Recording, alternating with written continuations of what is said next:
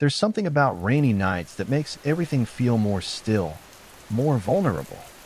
When the wind howls through the trees and the rain taps against your window, you're not sure if it's just weather or something watching you. These are real stories from people who were alone during a storm, and not all of them made it through the night. Put on your headphones, turn off the lights, and whatever you do, don't look outside. Welcome to over 2 hours of terrifying rainy night horror stories. I first met in person with Mary E. in the summer of 2007. I had arranged with her husband of 15 years, Terrence, to see her for an interview. Mary had initially agreed, since I was not a newsman but rather an amateur writer, gathering information for a few early college assignments, and if all went according to plan, some pieces of fiction. We scheduled the interview for a particular weekend when I was in Chicago on unrelated business, but at the last moment Mary changed her mind and locked herself in the couple's bedroom, refusing to meet with me. For half an hour I sat with Terrence as we camped outside the bathroom door, listening and taking notes while he attempted fruitlessly to calm his wife. The things Mary said made little sense but fit with the pattern I was expecting. Though I could not see her, I could tell from her voice that she was crying, and more often than not, her objections to speaking with me centered around an incoherent diatribe on her dreams, her nightmares. Terrence apologized profusely when we ceased the exercise, and I did my best to take it in stride. Recall that I wasn't a reporter in search of a story, but merely a curious young man in search of information. Besides, I thought at the time I could perhaps find another similar case if I put my mind and resources to it. Mary was the system operator for a small Chicago-based bulletin board system in 1992 when she first encountered Smile JPEG. And her life changed forever. She and Terrence had been married for only 5 months. Mary was one of an estimated 400 people who saw the image when it was posted as a hyperlink on the BBS, though she is the only one who has spoken openly about the experience. The rest have remained anonymous, or are perhaps dead. In 2005, when I was only in 10th grade, Smile.jpg was first brought to my attention by the burgeoning interest in web-based phenomenon. Mary was the most often cited victim of what is sometimes referred to as Smile Dog.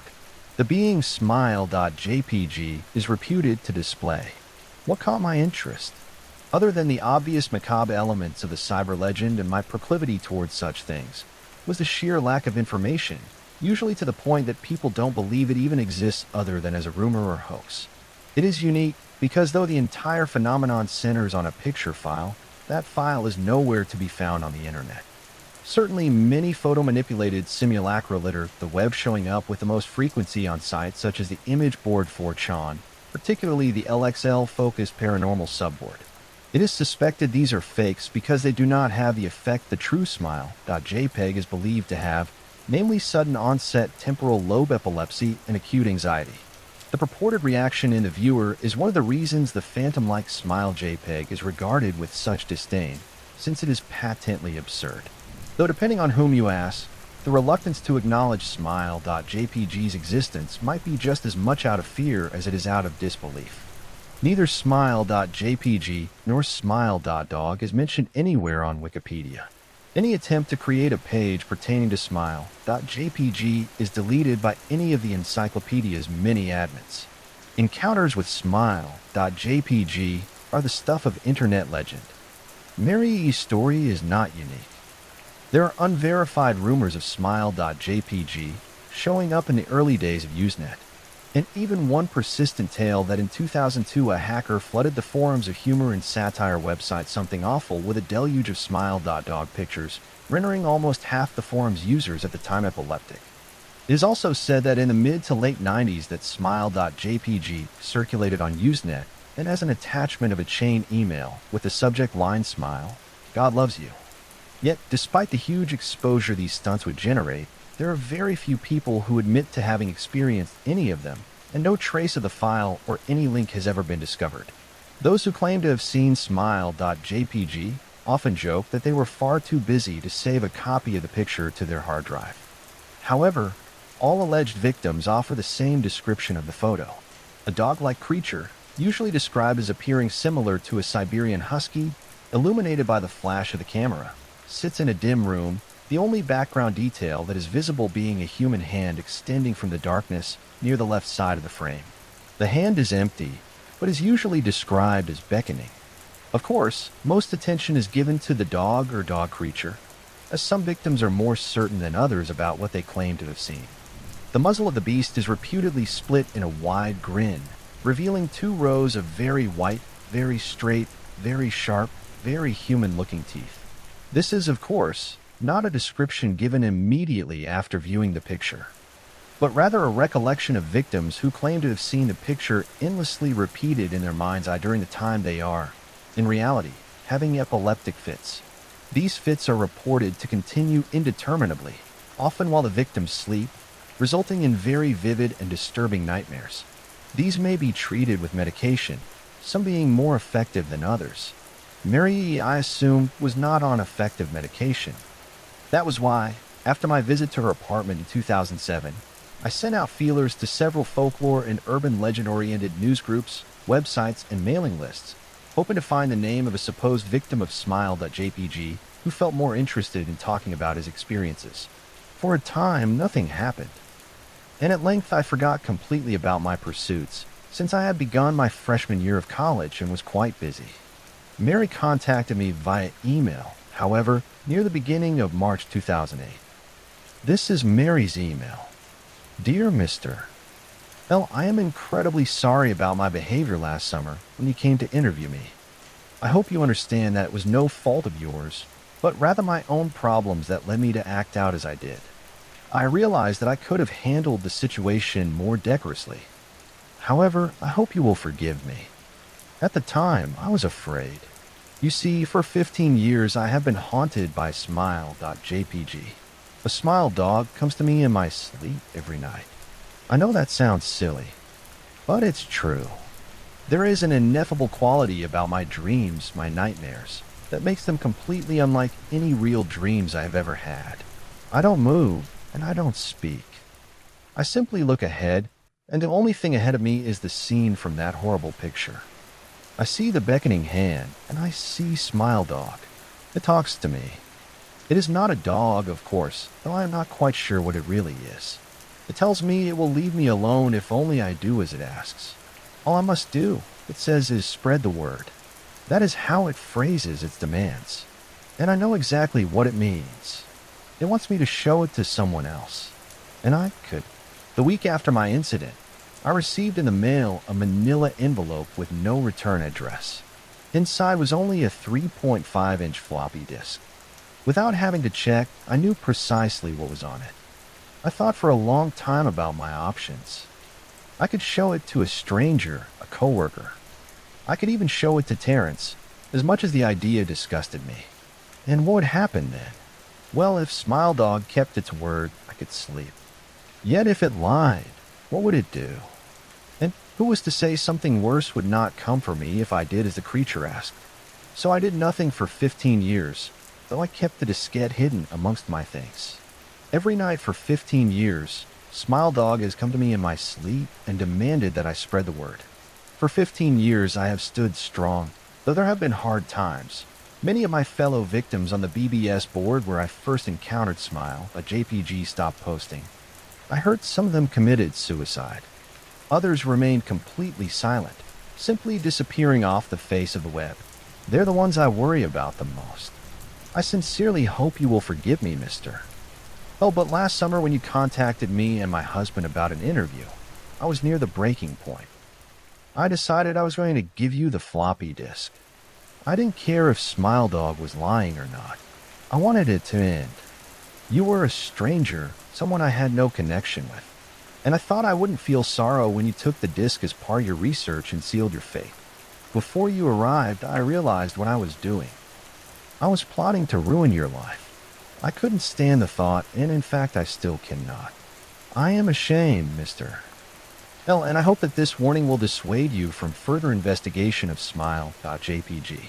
You may in time encounter someone who is, if not weaker than I, then wholly more depraved. Someone who will not hesitate to follow Smile Dog's orders. Stop while you are still whole. Sincerely, Marielle. Terrence contacted me later that month with the news that his wife had killed herself. While cleaning up the various things she'd left behind, closing email accounts and the like, he happened upon the above message. He was a man in shambles. He wept as he told me to listen to his wife's advice. He'd found the disc, he revealed, and burned it until it was nothing but a stinking pile of blackened plastic. The part that most disturbed him, however, was how the disc had hissed as it melted. Like some sort of animal, he said. I will admit that I was a little uncertain about how to respond to this. At first I thought perhaps it was a joke, with a couple belatedly playing with the situation in order to get a rise out of me. A quick check of several Chicago newspapers' online obituaries, however, proved that Mary E. was indeed dead. There was, of course, no mention of suicide in the article. I decided that for a time at least, I would not further pursue the subject of Smile.jpg, especially since I had finals coming up at the end of May. But the world has odd ways of testing us. Almost a year after I'd returned from my disastrous interview with Mary E., I received another email. Hello. I found your email address through a mailing list. Your profile said you were interested in Smile Dog. I have seen it, and it isn't as bad as everyone says. I've sent it to you here. Just spreading the word. That final line chilled me to the bone. According to my email client, there was only one file attachment, called Naturally, Smile.jpg. I considered downloading it for some time. It was most likely a fake, I imagine. And even if it weren't, I was never wholly convinced of Smile.jpg's peculiar powers. Mary E.'s account had shaken me. Yes, but she was probably mentally unbalanced anyway. After all, how could a simple image do what Smile.jpg was said to accomplish? What sort of creature was it that could break one's mind with only the power of the eye? And if such things were patently absurd, then why did the legend exist at all? If I downloaded the image, if I looked at it, and if Mary turned out to be correct, if Smile Dog came to me in my dreams, demanding I spread the word, what would I do? Would I live my life as Mary had, fighting against the urge to give in until I died? Or would I simply spread the word, eager to be put to rest? And if I chose the latter route, how could I do it? Whom would I burden in turn? If I went through with my earlier intention to write a short article about Smile.jpg, I decided I could attach it as evidence. And anyone who read the article, anyone who took interest, would be affected. And even assuming the Smile.jpg attached to the email was genuine, would I be capricious enough to save myself in that manner? Could I spread the word? Yes. Yes, I could. Nobody knows what rock bottom truly is until they've hit it. Being abruptly fired from a job you've worked at for the past 10 years, and then catching your girl cheating on you with your replacement really makes a man think. Hell, my student loans aren't even paid off yet. What a shit show this life is. After a rather boozy night that consisted of sending out about 4 dozen resumes and horrendously written cover letters, I passed out. When I woke up the next morning, I decided to at least try and make some money at home while waiting for an interview. At that moment, I thought that the best way to go about it was completing those internet surveys that yielded $5 Subway gift cards and other shit like that after about an hour of answering questions. I mean, I didn't have any other marketable skills that could have yielded immediate income. It was either that or wasting a day away playing computer games. At least I wouldn't have to pay for food. I did these surveys for about 5 hours before nearly passing out. It was way more excruciating than I had originally anticipated. At the end of those 5 hours, I'd accumulated about $45 in cash and gift cards. $9 an hour. Not like I was making much more than that before. I was about to close my laptop up for the day and head to a bar in an attempt to drown out my melancholy when I first saw it. It shouldn't even have been noticeable, but for one reason or another, it was. At the bottom corner of the website that I was on existed a tiny, singular advertisement. Maybe it was the simplicity that got me.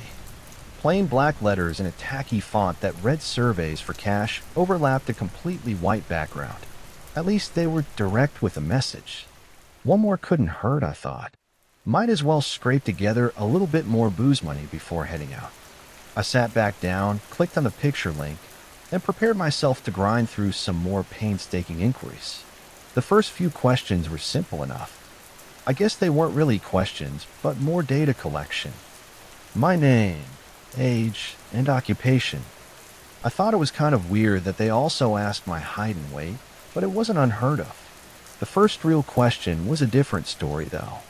I must have stared at it, eyes wide and mouth agape, for God knows how long. What the actual hell? In plain English, this is what popped up on my screen. How strong is your urge to currently look behind you? There were 5 options below, ranging from not at all to overwhelming. There was no feasible reason why I should have been afraid at that moment, but I was. I tightened my breathing, trying to make out any subtle noises behind me. There were none. After maybe about 5 minutes, I worked up the courage to look. There was nothing. I sighed in relief and scoffed at myself at the same time. This must have been some kind of joke. However, I decided to entertain it, answering neutral and clicking on to the next question. This is what I read. Why would you look behind you? I smirked. Funny. Before simply typing in I don't know in the response box and once again clicking next. This was the third question. You're on a plane. Apart from you, there is only one passenger who is sitting somewhere behind you. At some point, you get up to go to the washroom and find that the man is gone. You check to see if he's in the only bathroom on the plane, but he isn't. What do? Again, I must have stupidly stared at it for nearly 10 minutes. Was this some kind of obscure personality test? I mean, it must have been, right? Right, I put the same answer that I used for the last question. I don't know. It was true. I didn't know. How was I supposed to answer this shit? I clicked next again, now more intrigued than anything. The fourth question went like this. You wake up in woods unfamiliar to you. It's nighttime, and the moonlight provides you with only slight visibility. About 30 feet away from you, there is a small, dimly illuminated cabin. The door is open, and a smiling woman is motioning for you to come in. Do you go? Explain why. The question wasn't necessarily weirder than the last one. So my conjecture that this was some kind of odd personality test was still feasible. I actually made an attempt to answer this one. Something along the lines of going into the cabin because there's simply nowhere else to go. Once again, I clicked next. Probably shouldn't have. The questions started getting really messed up. They weren't too gory or explicit, not anything like that. Were just stranger, weirder, more psychologically disturbing. If you're wondering why the hell I kept going, I can't really give you an explicit answer to that. I just felt like I had to. It was an esoteric, creeping sensation that I can't quite explain away. But I could never shake it, so I just went on. Some of the questions that stood out were, suppose that you wake up one night to find an elevator in your house. During every midnight after that, it opens up for 5 minutes, revealing an exact copy of yourself that gets progressively more injured as time goes on. Do you keep living like this? Or do you enter the elevator once and end it all? And you're in a hotel room but are awoken by a rapid knocking at your window. You peek through the blinds, seeing what appears to be a man missing both his eyes. He puts his mouth to the glass and tells you to kill the woman in the bathroom immediately. Do you listen to him? This was one of my least favorites. You are watching home videos with your mother. One of the tapes includes footage of her being murdered by a masked intruder. Your mother simply laughs at this footage without saying anything. In your opinion, is this a cause for concern? In addition to this insanity-inducing shit, there were some rather disconcerting events happening in real life as well. I received a knock at the door about 30 minutes in. I looked through my peephole to find a guy standing there, frantically shaking his head and mouthing no while making direct eye contact with me. He looked terrified. Obviously, I didn't open up. I received about 10 phone calls from somebody named the Auditor on my caller ID.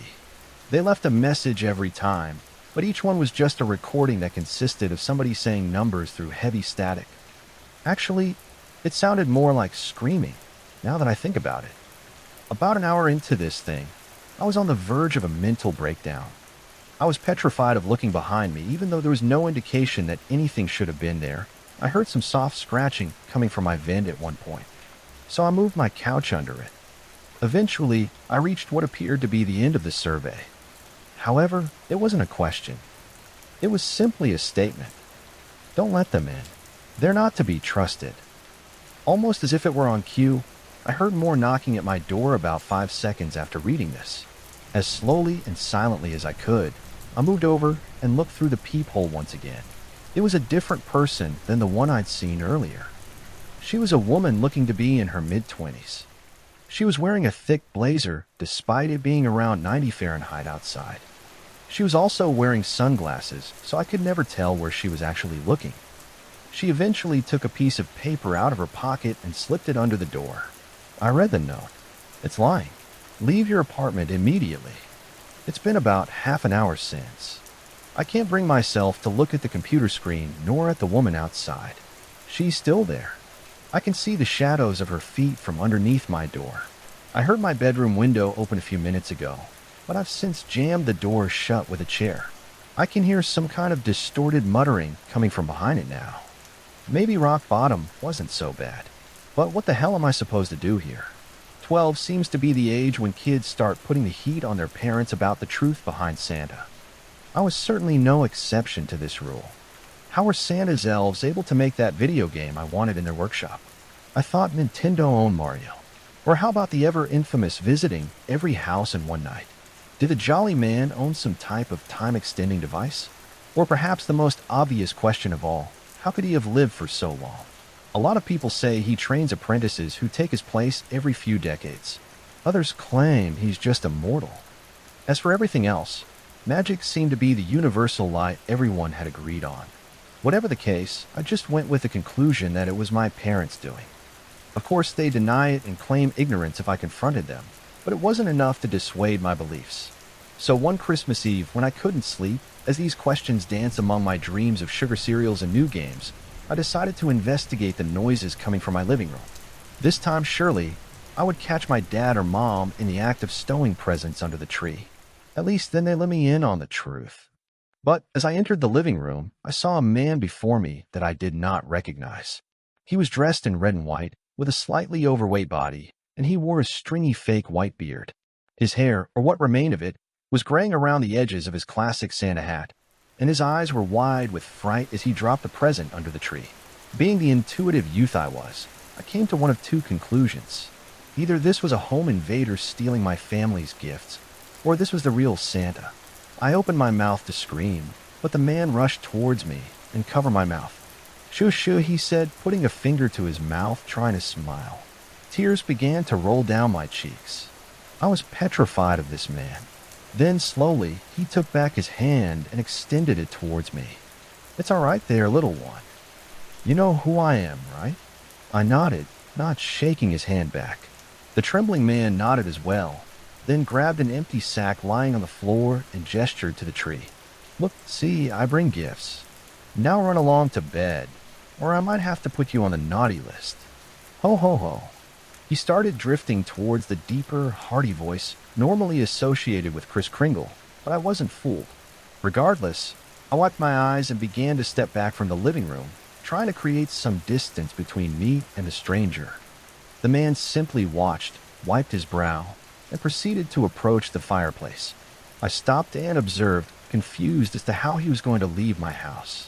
But a blast of green flames erupted from the chimney, and the man fell back to the floor. I couldn't see his face, but I'm certain it was twisted in fear like my own.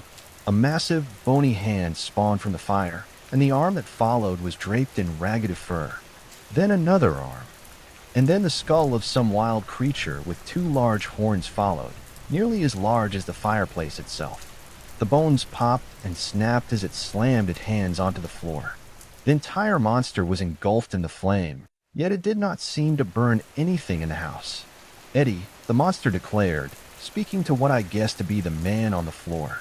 "No, I know I did my part, see? 10,000 houses, just like you said, right? 10,000, I did my part. And yet you allowed a human child to see you. You know the rules. Look, I've learned my lesson. I'm sorry, I made a mistake. Just let me go, please. I delivered all to let you go." "Did you let that woman go, Eddie? I don't seem to recall you letting her go. This was your second chance, and you've wasted it. What you gonna do?" Then he whispered. I could make out his quaking figure being overshadowed by the creature in the fireplace. The next sound to be heard was a crunch with a soft beginning and snapping finish. I jumped as the sound repeated a few times, finally letting out a shaky breath. I prayed in my head that it wasn't what I thought, but when the creature reared its head towards me, I saw the red and white pants hanging from its mouth as it chewed on Eddie's corpse, then watched it slurp up his legs like strands of spaghetti. I covered my eyes and tried to tell myself it wasn't real, and after a quiet minute, I peeked between my fingers to see the monster staring back at me from the fireplace. The pace of my breathing grew quicker and sharper, my eyes unable to escape from the grasp of those empty eye sockets. Now run off back to bed, little one, or else I might put you on the naughty list. My legs finally found the strength to leave, and I sprinted from my parents' room, diving into the sheets with them. There wasn't a trace of the events of the night before. When my family went down to the tree the next morning, there was even a little note next to an empty glass and a half-eaten cookie on the table. "How Merry Christmas," signed Santa Claus. As much as I tried to take in the warm, comforting atmosphere that came with Christmas Day, I couldn't stop watching the fireplace, terrified that the monster would return. At least, now I know the truth about Santa Claus. I work at a gas station in rural Pennsylvania. It's a boring job, but it's pretty easy and it pays all right. A few weeks ago, this new guy started. I'll call him Jeremy. Jeremy is weird. He's about 25 or 26, and he hardly speaks, but he's got the creepiest laugh I've ever heard.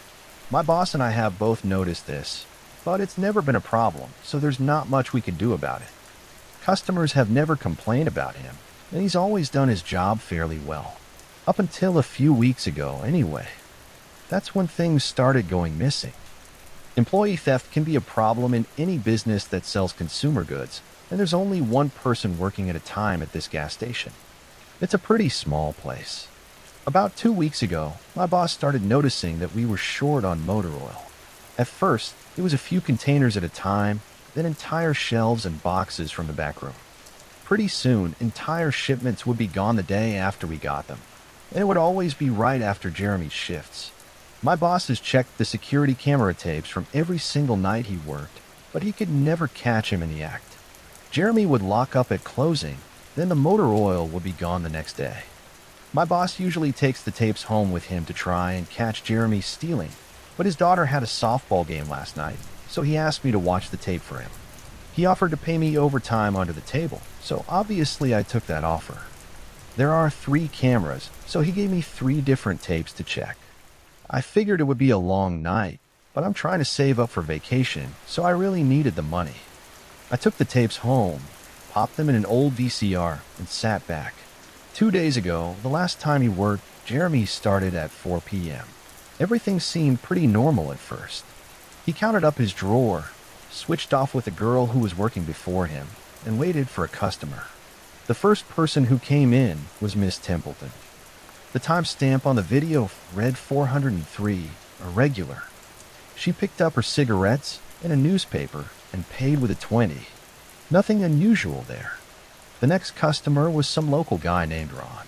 He drives a motorcycle and usually comes in every few days.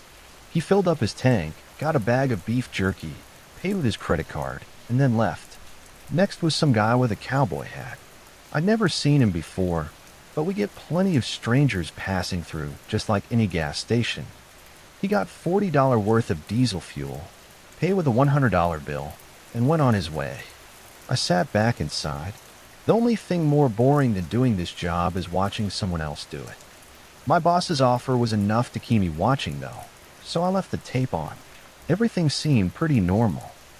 I had a feeling that if Jeremy was stealing motor oil, he knew we were suspicious of him by now. I didn't expect him to be dumb enough to let us catch him on camera. Things stayed boring and routine until about 5 o'clock. 03 misses. Templeton came back in. She must have forgotten something. But she didn't. She bought the same pack of cigarettes as before and the same newspaper. She paid another 20. That's odd, I thought. But then again, she's a little absent-minded. I thought Jeremy should have told her that she already got her smokes, but it's not against the rules to sell somebody the same thing twice. That's when Ron came in again. He bought another tank of gas for his motorcycle again. I later checked the outdoor camera because I thought maybe he had another car he wanted to fill up and the same pack of beef jerky. He paid with the same credit card again. No big deal. I figured this was just a weird coincidence. Templeton is forgetful, and Ron probably owns more than one Harley. That's when the guy in a cowboy hat came back in. I felt a chill run down my spine. Don't get Diesel. Don't get Diesel. I found myself whispering to an empty living room. But he did. He got $40 worth of diesel fuel and paid with another $100 bill. Every move he made was identical to his first visit, right down to the way he scratched his nose before he walked out. Either this guy is rich, owns a lot of trucks, and just moved into town, or something really bizarre was happening. I kept watching. Every customer for the next hour was the same as before. Every single one. I was seriously freaked out, and then at 6:03 ms, Templeton walked back in. She bought her cigarettes and newspaper again and paid with a 20 again. I thought I was going to lose it. I only watched another half hour before I started fast-forwarding through the rest. It was all the same. Every customer would come in at the exact same time, exactly 1 hour apart. Now, I know what you're thinking. That sneaky son of a bitch Jeremy had messed with the tapes. He had run a loop of his first hour of business over and over. That wasn't the case. There are windows around the cash register area that the camera covers, and I watched the sunlight fade as time ran on. Jeremy's routine didn't loop over. He swept, mopped, restocked, and did all his duties exactly how you would expect. But the same customers kept coming in. I was panicking at this point. Something was seriously wrong with what I was seeing, and I had no explanation for it. I skipped ahead to when he locked up and walked out to his car. He hadn't stolen anything, but I kept watching just to make sure. I fast-forwarded one last time to about midnight. At exactly 12:03, out of nowhere, Jeremy's face pops up on camera. I don't mean he moved his head into view. I mean that 1 second the store was empty, the next second his face was all I could see. He wasn't looking at the camera, he was looking at me. I was sure of it. I screamed and fumbled for the remote. By the time I grabbed it, he was gone. One frame he was there. The next he wasn't. My hands were shaking like crazy, but I popped in another tape. The other indoor camera shows the back area by the cash register, and I would be able to see how he got up to put his face in the camera like that. I skipped ahead to 12:03, but there was nothing. I would have been able to see him standing on a chair or something on this tape, but he wasn't there. I didn't see him enter the store at all after he left. It's like he really wasn't there. He doesn't know the security code, and no alarms were triggered that night after he locked up. What I did see, however, was that at 12:03, the motor oil vanished off the shelf. All of it. Same as Jeremy's face. 1 second it was there, and the next it wasn't. I turned the tape off and went to bed, but I didn't get a wink of sleep. My body is exhausted right now, but my mind is racing. That tape was undoubtedly the creepiest, most disturbing thing I've ever seen in my life. I worked for a few hours. My boss asked me to bring the tapes back in and let him know what I found. But really, what the hell am I going to say? Jeremy works the night shift tonight, directly after me, and the plan is for my boss to come in just before I leave and confront him with me, as I'm supposed to be the one who caught him stealing. I have no idea what I'm going to do. I suppose I'll have to show my boss the tapes, but I don't want to watch them with him. I never want to see something like that again. I can't get the image of Jeremy just smiling directly into the camera out of my mind. It was the creepiest look I've ever seen on another human being's face. Anyway, I'm going to try again to get some last-minute sleep before I have to go in and deal with this. I'll let you guys know what happens. 4:49 p.m. Updating from my phone. Apologies in advance for errors. My boss just finished watching the last of the tapes. I told him what to expect, but you can't really prepare someone for something like that. He's scared shitless. I still am too, and Jeremy is due to come in at 4. We got a little over an hour to get our shit together, but neither of us knows what to say to him. Maybe he's just some jacked up guy who likes to steal motor oil and scare the shit out of people. Or is he something else? I don't know if this is crazy, but does anyone think he could have anything to do with the time loop? My boss said he never noticed anything like that in the other tapes, but the way he popped up in this one made me think he knew I would be watching. It's like he wanted me to see what he could do, like he was showing off or something. The way he smiled into the camera was like a little kid showing you a sandcastle they just built or something. I don't know, I probably sound crazy. I sure feel the part. I'm going to talk to my boss some more. We have to calm ourselves down and figure out how to handle this. I'll update again tonight, but I have a really bad feeling about how this is going to play out. 33 p.m., no sign of Jeremy. I tried calling him, but his phone has been disconnected. We're calling the police. 33 p.m., no sign of Jeremy. I tried calling him, but his phone has been disconnected. We're calling the police. 33 no sign of Jeremy. Tried calling him, but his phone has been disconnected. We're calling the police. Update 7:33 p.m. No sign of Jeremy. Tried calling him, but his phone has been disconnected. We're calling the police. Update 8:33 p.m. No sign of Jeremy. Tried calling him, but his phone has been disconnected. We're calling the police. 58 p.m. Holy shit. I just got home and saw my previous updates. Things make less sense now than ever. Here's what I can tell you. I went to work, Jeremy never showed up, my boss and I decided to call the police, as you're well aware. When I picked up the phone to call though, the sun went out. I shit you not, that's what I thought happened. Apparently I blacked out for exactly 5 hours, because when I looked at the clock, it was 9:33. I think I got stuck in Jeremy's time loop, and then I snapped out of it at the exact point I blacked out, if that makes sense. But that's when things got really weird. My boss was right next to me when I blacked out, ready to corroborate my story to the cops. When I came to, the phone was in my hand, but it was dead. Not even a dial tone. My boss was still right there, but he wasn't moving. He was standing up, but frozen. I looked at the clock again, and it wasn't moving. The second hand was stuck on the 12. 33 exactly. The clock on the register wasn't moving either. My phone was frozen. There was even a customer at the register waiting for my boss to get him cigarettes. I'm betting that would have been his 5th pack of the day.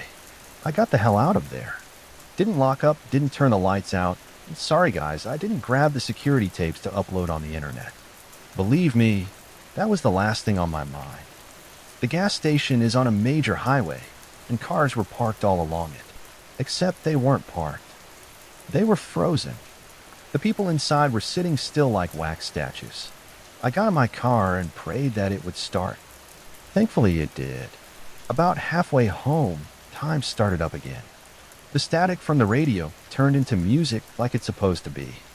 And from what I could tell by listening to the host talk in between songs, no one noticed the time freeze. Or whatever it was. I was the only one. Well, I'm sure Jeremy noticed as well. I still have no clue where he is or what he's doing. I'm hiding in my room and calling the police again in the morning. I don't know if I ever got through to them before, or if I did, whether they took me seriously. I'm scared for my life at this point. I'll update tomorrow if I can. 3:33 a.m. I finally fell asleep last night around 4. I have no idea how I did it. I guess exhaustion finally got the best of me. This morning I woke up to my phone ringing. It was my boss. He'd been calling me since about 6. He woke up when time turned back on last night and immediately called the cops. They came by to see what was wrong. He told them everything. The police around here are all small-time guys.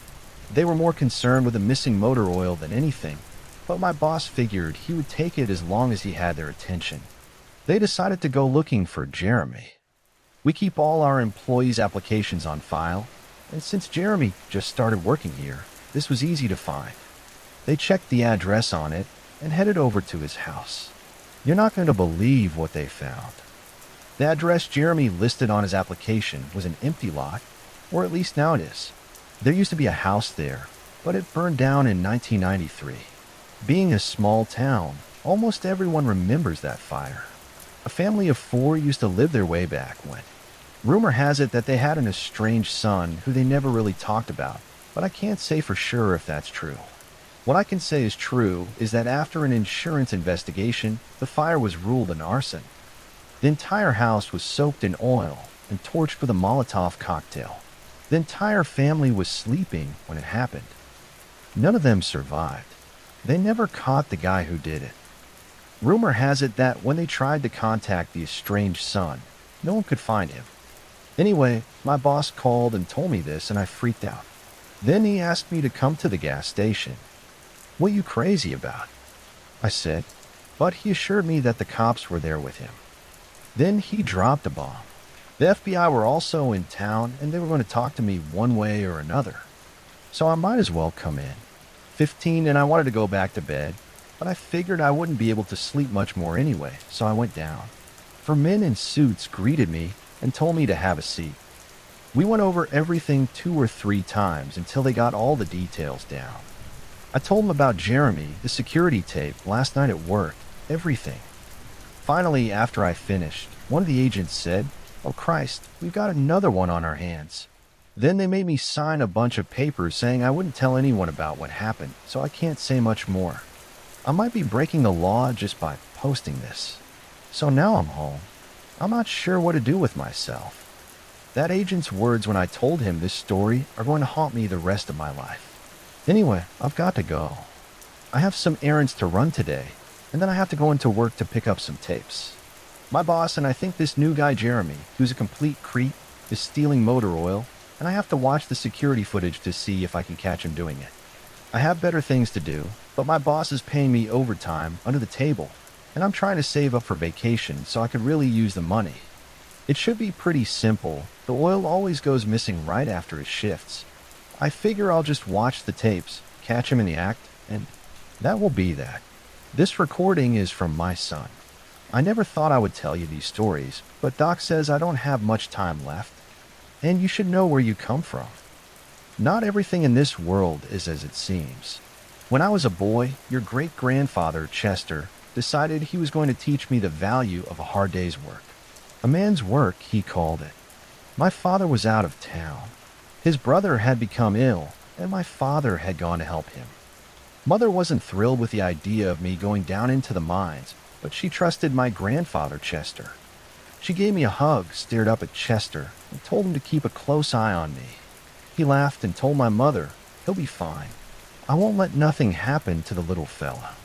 A day's work will be good for him." My mother watched as my grandfather and I walked down the dirt road towards town. There, we would catch a ride up to the old Quinema mine. It was one of the oldest coal mines in West Virginia, and my grandfather had been working there since before I was born. Asking him if it was safe, he chuckled and replied, "Nothing in this life is safe, but you're my blood, and while I'm still breathing, I'll always protect you." He put his hand on my shoulder and smiled as we walked towards the elevator. "We were waiting on you," a friend of my grandfather said. A big man whose name I can't remember stood outside and closed the sliding grate, securing the elevator. With a clattering, the elevator lurched, then began its squeaky descent down into the earth. As the cage was lowered, I watched the rocky walls. They seemed to rise up slowly towards the surface. Looking around, I noticed there were 4 of us in total. My grandfather, another strong-looking man named Williams, and a tall young man in his early 20s. I think his name was Johnny. They all carried a wooden pickaxe and wore shiny helmets with a light on top. Adjusting mine, my grandfather fit the strap tightly under my chin. "Make sure you keep that on," he said. Finally, with a loud jolt, we reached the bottom. I followed the 3 men out into the darkness. The walls were lined with lights every 15 feet or so, but it was still very dim. People that have never been down that far don't understand what real darkness is.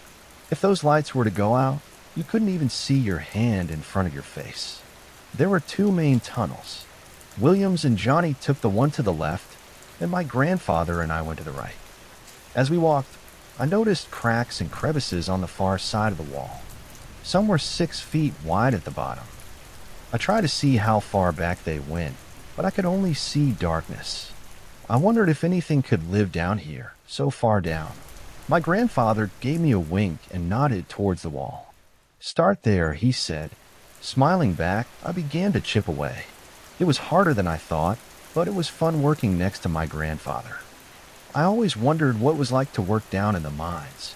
We worked together for most of the morning, taking breaks often for water and to rest. I was getting hungry and was just about to ask if we could stop for lunch when I heard a low rumbling.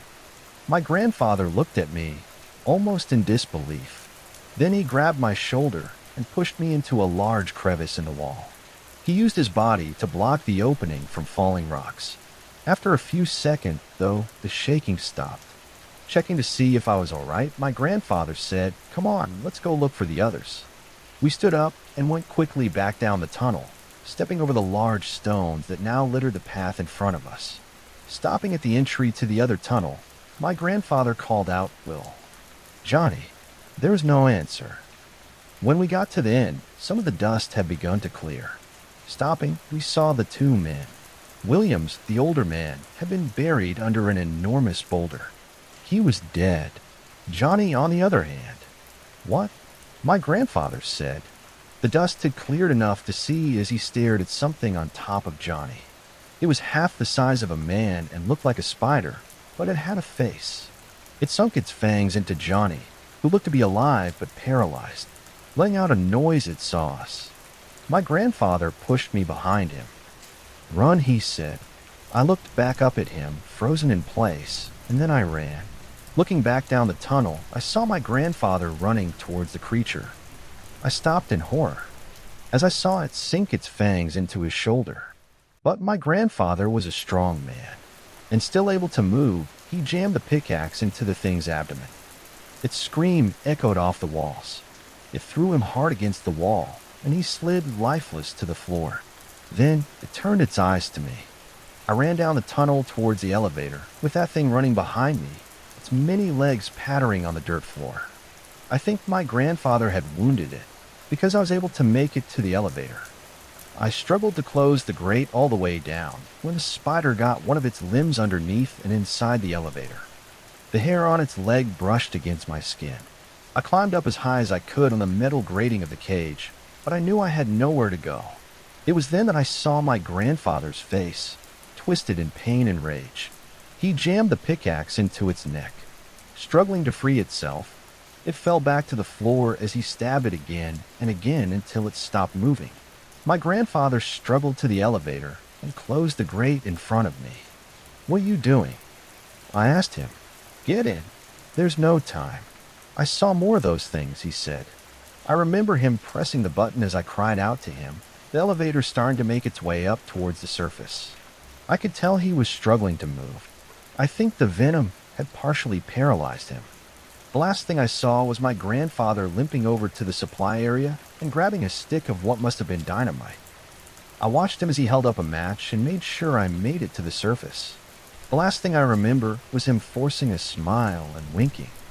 I made it to the top, and the big man opened the cage as I yelled back at him to go help my grandfather. Then the earth shook again. This time, it was worse. Your great-grandfather had blown the mine with him still inside. I told the truth about what had happened, what had been down there. I don't know if they believed me, but they never opened the mine again.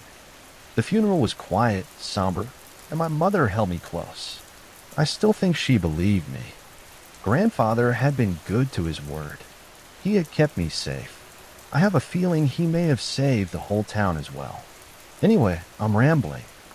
That's what happened. Well, it's the first of many things that happened. If I make it a little longer, I'll record more stories. If this is it, I hope you listen. I'm sorry I can't be there to watch you grow up. Listen to your mother. My name is Eric Williams, and I work as a political reporter in Washington, D.C. I cover Congress, the president, and whatever happens to be the trending topic of the day.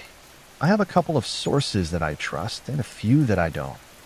But as luck would have it, I have found that my most important source of reliable information turns out to be my dog Applejacks. Let me back up a little.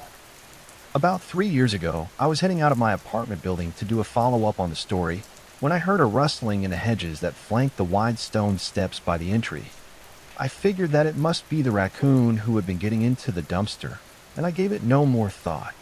On my return trip, at around 11 p.m., I was halfway up the stairs when I heard a low whine coming from the bushes, so I backed up and peered into the dark undergrowth till I spotted the reflection of two eyes looking back at me. They were a good 3 feet up from the ground, so I started to back up when I heard the unmistakable low thumping of slowly wagging tail. "Hey there," I said in a calming voice. I moved back and sat down quietly on the bottom step. "You hungry, bud?" Unzipping my backpack, I fished around at the bottom, but all I could find was an energy drink and an old single-serving pack of cereal. Applejacks. I opened it and set it down on the step next to me. It took a few minutes, but then he slowly stepped out of the bushes and made his way cautiously towards the food. He was big, but I could tell he was less than a year old. He was rail thin and looked like he hadn't eaten in a while. Keeping one eye on me, he gingerly sniffed the Apple Jacks. Then hunger must have overtaken him, and he wolfed down his cereal. He flipped the bag over with his nose, checking to make sure he hadn't missed any. Then he looked up at me. I let him sniff my hand and then slowly gave him a scratch behind the ears. Tail wagging, he climbed onto the same step that I was on. Then he sat down, leaning against me. And that was it. We've been together ever since. I looked online, checked the papers and the local bulletin boards for a few weeks to see if anyone was looking for him. After a while, I stopped checking. Soon we settled into a routine. I took him out in the morning, then he slept for most of the day. In the evening, we went for a long walk in the park. The park we visit is sort of a dividing line between the very rich section of town and the slightly rundown section where my apartment is located. It's a huge park that goes on for miles, with a small river running along the length of it. There is plenty of room for him to chase a ball or run around with other dogs. But it quickly became apparent to me that Jax didn't like the company of other dogs. He wasn't aggressive, he just completely ignored them. They would approach him, tail wagging, wanting to play, but he kept his eyes on me. Along the river, there were several old stone bridges, and he loved to run down them, 1,000,000 miles an hour, race across, then turn around and run back to me. This ritual would be repeated at every bridge.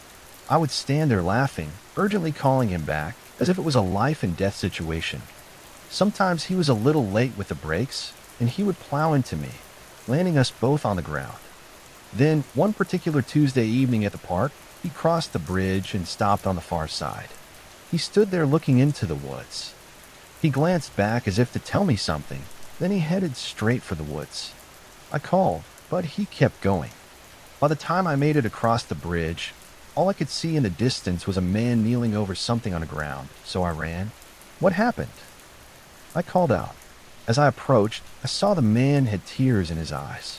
There was a golden retriever on the ground in front of him, and Jax was laying with his head on top of the dog's chest. Did he hurt your dog? I asked. No, the man said. I think he saved him. My dog was having a seizure. They're usually quick to stop if I can calm him down, but this time it wouldn't stop. Not until your dog came and lay down next to him. It seemed to calm him. Will you be able to get him home? I asked. Yes, I'll carry him. We live just over there. He pointed at a large house up on the hill. Well, I better get him home. Thank you. About a week later, the man with the golden retriever spotted us at the park. He waved and walked over with his dog. It turns out he was looking for us. It turns out his name was Gregory Williams. It turns out he was just elected to the House of Representatives. I am buying Jax a triple cheeseburger on the way home. Maybe two. Since then, Gregory and I met at the park every Tuesday, and we've become good friends. The dogs play together while we talk, and once in a while, he'll give me a heads up on a story. I'm always careful to keep his name out of it. Months went by, and the first Tuesday in December rolled around. We met at the park as usual. While the dogs played, Gregory told me that he was leaving early for Christmas break, taking his family up to a cabin in Colorado. He invited me to come, with Jax of course. I said that sounded great, but I couldn't take that much vacation time. He told me nothing's happening in DC until after the holidays. Here, he reached for my phone and entered a number. That's the phone to the cabin. Get away as soon as you can. Drive up to Colorado Springs and call me. I'll direct you to the cabin. Make sure you bring Jax and anyone else you like. I mean it. Please come. My wife and kids are dying to meet the hero that saved our dog. And you. I laughed. Okay, I'll try. He looked at me, paused, then said, if you get there by the 15th of December, I'll give you the story of a lifetime. Then he nodded and walked away. His dog followed behind. I stood there silently, watching him go. Back in my apartment, I poured scoops of dog food into Jack's bowl, and I heated up some leftovers for myself.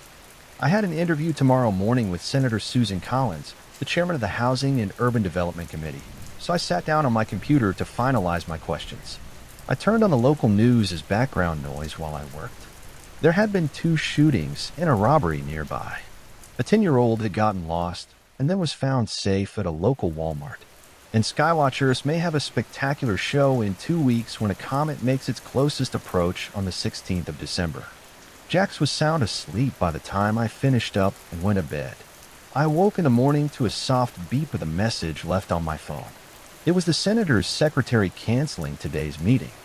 I called her office to reschedule, but there was only a recorded message saying the senator's office was closed for the holidays. With the morning off, I took Jax for a leisurely walk. Then I caught the train to the Capitol building. I walked over to the congressional offices to see if I could gather some info on an upcoming vote. The guard checked my press ID and nodded. I walked down the quiet hallway to the elevator. Stepping out on the 4th floor, I turned right and stopped. Ahead of me was a long hallway. There must have been 20 small offices. Every door was closed. Lights off. This was very odd, so I got back in the elevator. Stopping at every floor to check, the entire building was completely empty. This just doesn't happen. There are always congressional staff milling about. On my way out the door, I asked the guard what was going on. He just shrugged and said, "No idea." Grabbing a coffee from a nearby street vendor, I sat down at a bench overlooking the main walkway. Taking out my phone, I called my list of political contacts one by one. Either there was no answer, or a message was left saying, "I'm sorry the office is closed for the holidays." The Congress was slated to work until December 21st. Votes were scheduled for each day. This just doesn't happen. I sat there thinking, vaguely aware of the tourists passing by. A family with 2 kids sat down on the bench next to mine. The kids were asking their dad, "Will we be able to see it?" Yes, their dad answered, "You might not even need a telescope." Suddenly, I got this vision of thousands of people gathering with binoculars, having comet-themed parties. All the while, silent doom approached. Tossing my coffee into the garage, I headed for the train. I arrived home, took Jax out for a quick walk, and then sat down at my computer. What should I even look for? Impact? No, there are too many amateur astronomers out there. The news of a catastrophic impact would get out to the public. I spent the next week and a half achieving little to no results. Nothing in the news but excitement over the easily visible approaching comet. I even checked the conspiracy websites, but found nothing out of the ordinary. It was around 11 p.m. when it finally occurred to me that I should stop looking in the present and try looking into the past. I typed in the history of comets. Comets shed a lot of debris, pieces of which can slam into Earth. Comets can cause an airburst, igniting entire forests. They can also produce a high-altitude haze of particles. A comet is linked to the Justinian Plague in 541 AD. It was the first recorded instance of the Black Plague in Europe. When cities struggled to clear the streets of the dead, there was the Comet of the Black Death in 1347. During the winter of 1664, a bright comet was seen in the London sky. The Great Plague ravaged England for the next 2 years. I stopped reading, and I realized that if something was coming, Washington was the last place I wanted to be. It was 1:15 midnight, the early morning of December 15th. If I threw my stuff in the car and drove straight through to Colorado Springs, with a little luck we could make it. I looked over at Jax. "Want to go for a ride?" I was a child when I first got my dog paws. My father was away on a business trip. He went on a lot of those. Then somehow I convinced my mother to get a dog. We went together to the pound, and there he was. This pathetic-looking thing huddled in the corner by the concrete walls. He reminded me of myself. I didn't have a lot of friends, and I kind of felt like he looked weak, sad. Well, he waddled over to me, licked my face, and that was that. He was my best friend. Well, nothing happened for about a year as Paws grew up. He turned into a rather strong-looking dog, a big change from him being this pathetic thing slumped over in the corner. A year after I brought him home from the pound, I heard a knock on the door. Walking over, I saw an old, harmless-looking man with gray hair smiling through the glass. I smiled back, opened the door, and before I could even say hello, Paws leapt onto him and bit deep into his face. I tried to get him off, but he just kept tearing away at the old man's flesh. We lived in the city, and a police officer happened to be patrolling nearby and heard the commotion. He took out his gun to shoot Paws, but I screamed and leapt in front of him, shielding him from the officer. The policeman yelled at me to get out of the way, but I left that dog. The officer kicked Paws off the old man, and my dog cried out in pain. Then something strange happened. As the officer knelt down to help the old man up, we saw something on the ground next to him. A human ear. The policeman and I just stared at the ear. Then we both looked back up at the old man. Had Paws torn his ear off? But no. The old man, though bloodied, sure enough had 2 ears. The officer and I stared at each other, both a little confused, and that's when the old man took off, running down the driveway. I watched as the police officer paused for a few moments, then put 2 and 2 together. Something wasn't right here. He chased down the old man and pinned him up against the wall, cuffing his hands and calling for backup. It wasn't until a week later on the news I found out that that old man had been collecting the body parts of little boys. He was indeed a monster. There were 2 other occasions as well, one when I was a little older. I would walk Paws in a park near our home. The funny thing was this park was packed with people, so you think it would be safe. Well, every time I would take him, there was a beautiful older woman just sitting on a bench on the far edge of the park. She looked a bit out of place, but she seemed harmless as she would smile and say hello. From the first time Pa saw her sitting on that bench, he lowered his head and growled deeply. I figured it was nothing. The last time he had growled had been the old man, but this just must be a coincidence, right? Well, I was wrong. The next day in the park, the woman was nowhere to be seen, and Paws ran over to the bench where she would sit and began to dig. I tried to stop him, but before I could, I saw a bone that looked human. He kept on digging, and the police were called. A few days later, again on the news, it turns out that that beautiful woman had murdered her husband and 2 children last summer, burying them in plain sight, right in the park. Well, many years have passed, and Paws is older now. 13, actually. He doesn't walk as well as he used to, he can barely see anymore, and his eyes are cloudy, as if a mist is covering them more and more. I can barely stand the thought of losing my best friend. Well, I met Colleen about 5 months ago, and she is everything I could ever want. Smart, beautiful, kind, loyal. She's wonderful.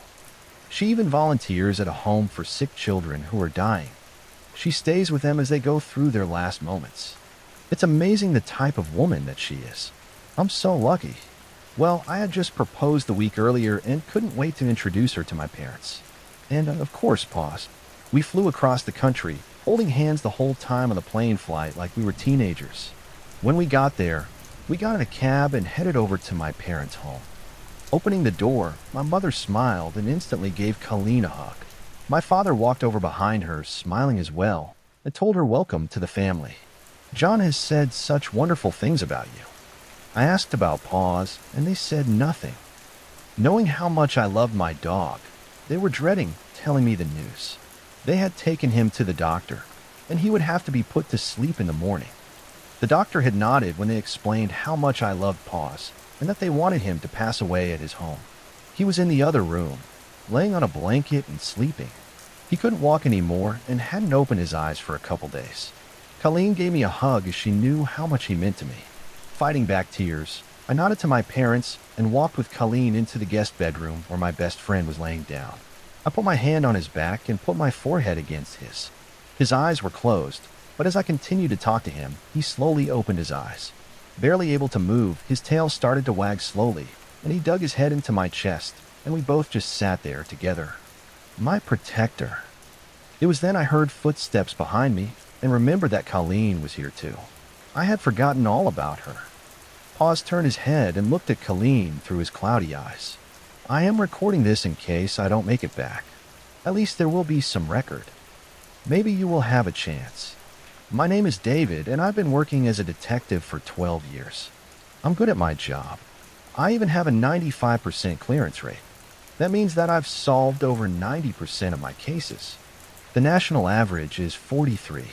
My nickname at the department is the Preacher. Funny, because I don't even believe it.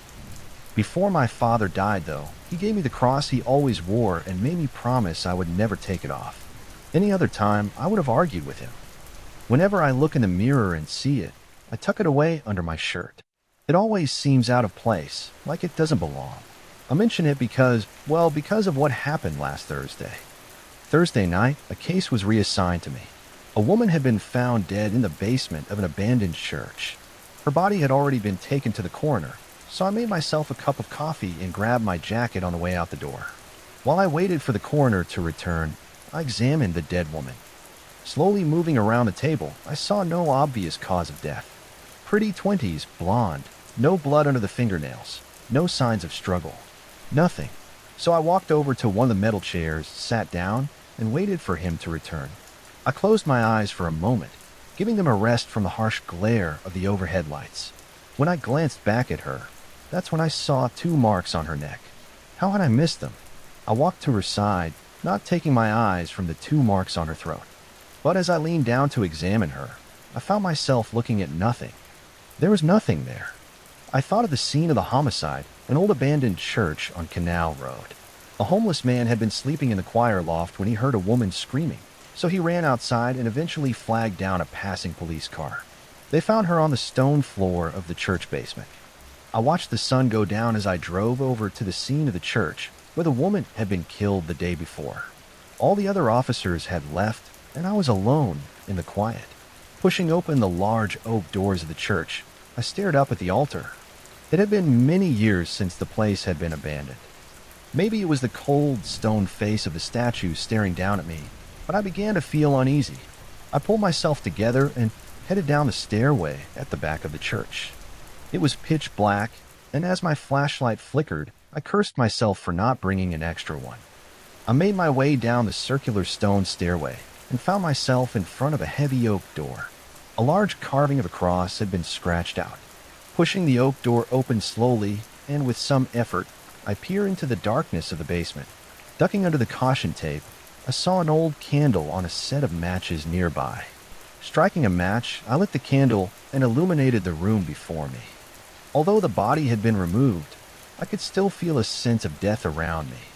Kneeling down to examine the chalk outline on the ground before me, I put my hand where her body had been and closed my eyes, trying to picture her last moments.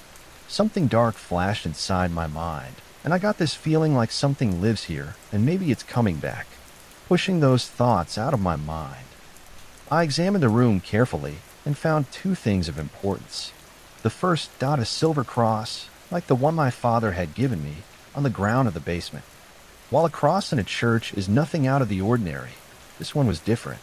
Its surface was burnt charred, like it had been set on fire and just left to burn. I picked it up carefully and bagged it as evidence, using the candle to light my way. I came across something else, out of place. A word scribbled on the wall, barely even visible in the darkness. I wrote the letters into my notebook, Uterf son. Later that night, back at home, I sat in front of my desk and stared at the burnt cross. Opening up the notebook, I tried to make sense of the letters on the wall. Maybe it had been there for years. Uterefs. As I stared out my kitchen window into the darkness of the forest, it occurred to me that maybe the letters were mixed up somehow. Moving the letters around for a few minutes, I realized I had neglected to do the most obvious thing. Maybe the word was backwards.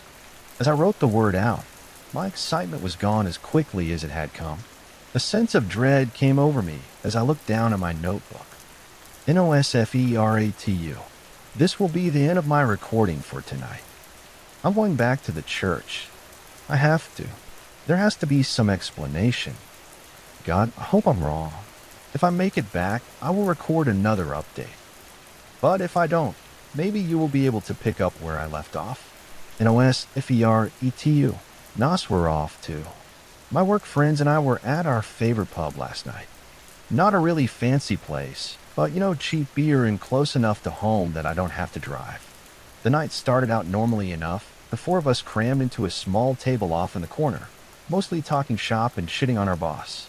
Being this was the middle of the week, there weren't too many other people around, maybe around 8 or 9 others in the whole place. Everybody just kind of keeps to themselves, sort of people you'd expect to see in a pub on a Wednesday. Anyway, from where I'm sitting, I have a pretty good view of the TV behind the bar. Jesse, the bartender, is kind of lazily flipping through channels and passes by our local news channel. There's a brief burst of orange and red on the screen which I register as a fire happening somewhere, which then disappears as Jesse switches over to the next channel. Something about the image looks oddly familiar, though. Hey, Jess, can you switch that back? I call out to her. The news comes back on, and suddenly I recognize the building in the frame. It's my building, and it's burning. Holy shit, I say, loudly enough that a few people follow my gaze to the television. That's my apartment. The crowd in the bar falls kind of quiet. Everybody's staring up at the screen now. The screen shows a wide shot of the outside of my building.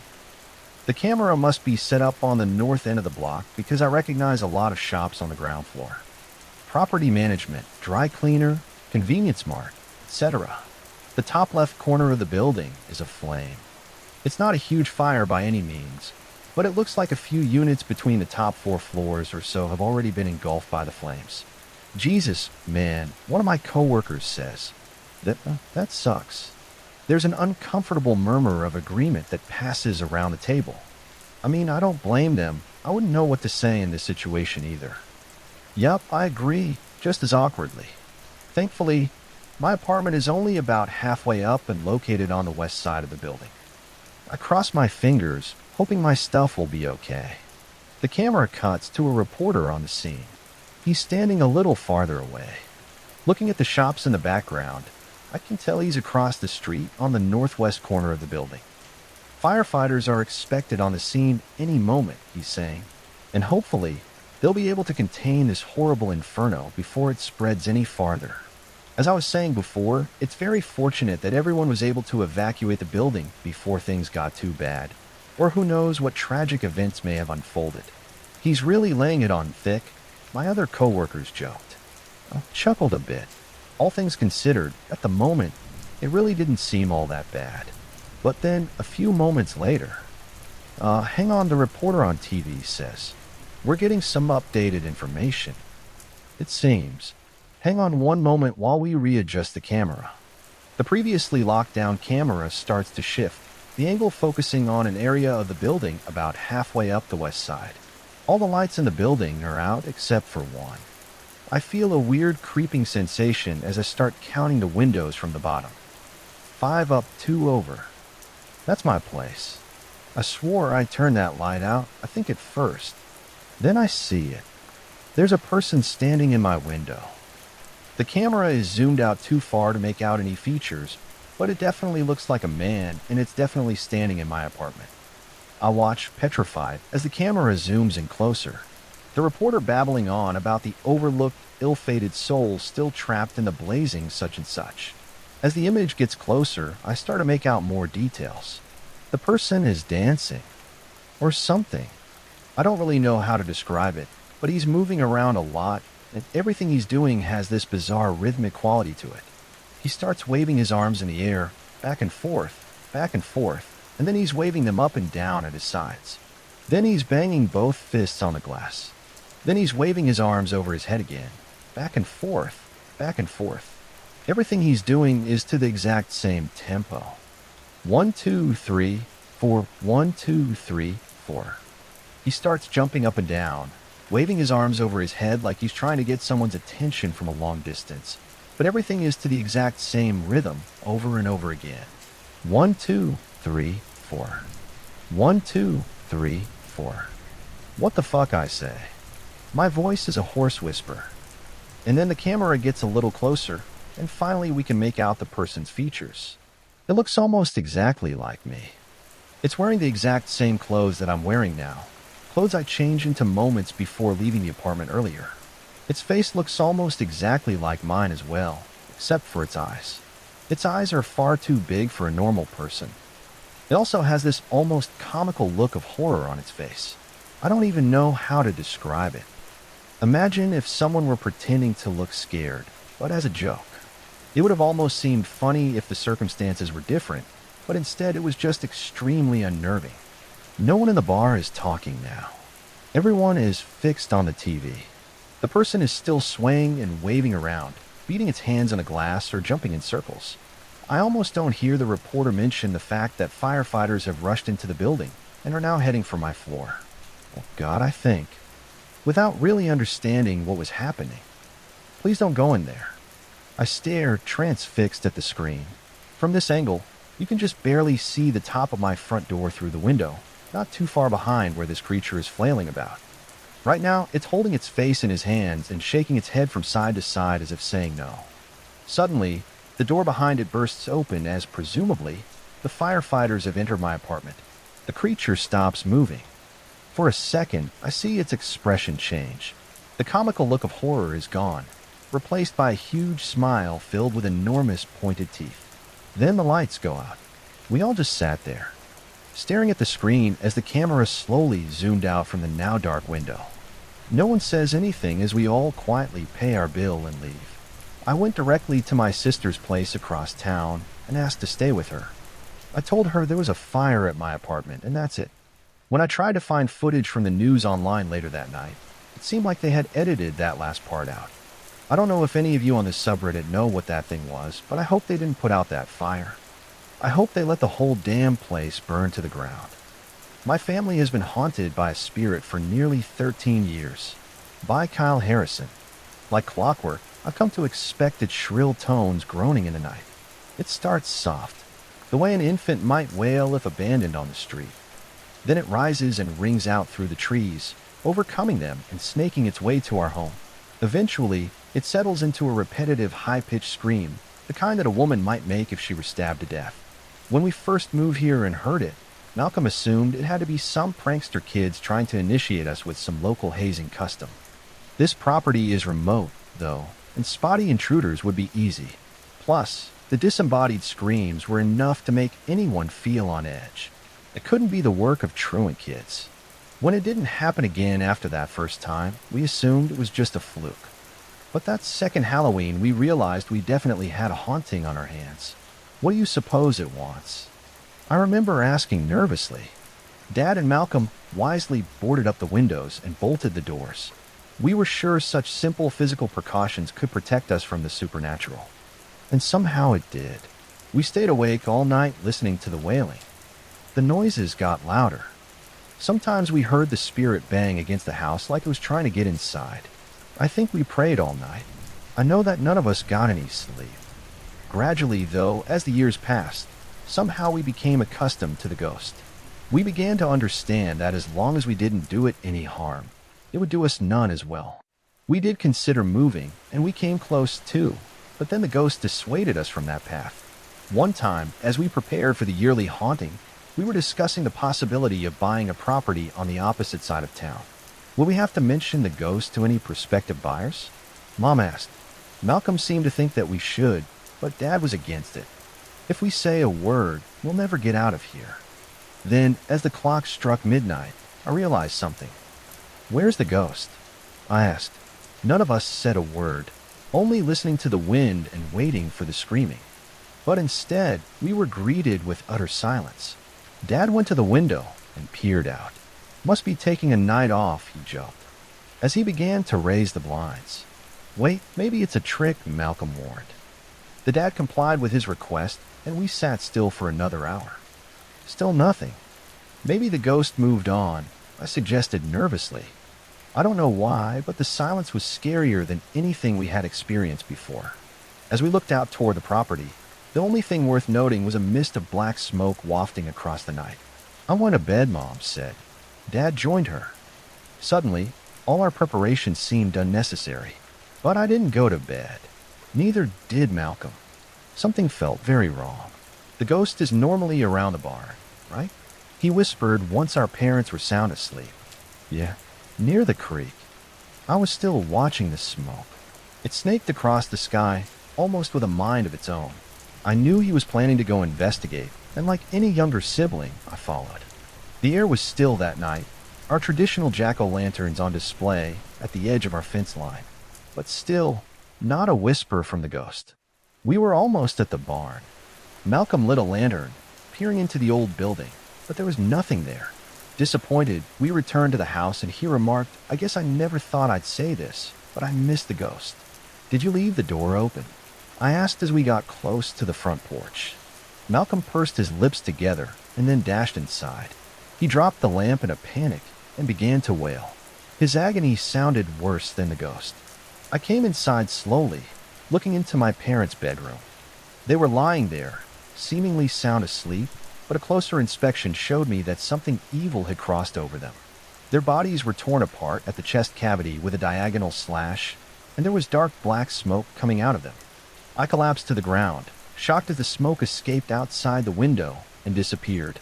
Malcolm was trying to resuscitate them, but I could tell from the wounds and the blood loss. It was pointless. That was 3 years ago. Since then, the ghost has returned, and Malcolm and I have done our best to keep things together while we survive. The mortgage and other debts have made it impossible to leave. I've come to understand that the ghost was never here as a threat, but as a warning. When it screams, it tells us that we are safe from a greater evil. Perhaps it even protects us from it. I've come to respect its purpose. Tonight, though, I don't know what's going to happen. Because it's nearly midnight, and there is only quiet. It was dark, dreary. The rain clouds had moved on, but water still dripped from the rooftops and skyscrapers.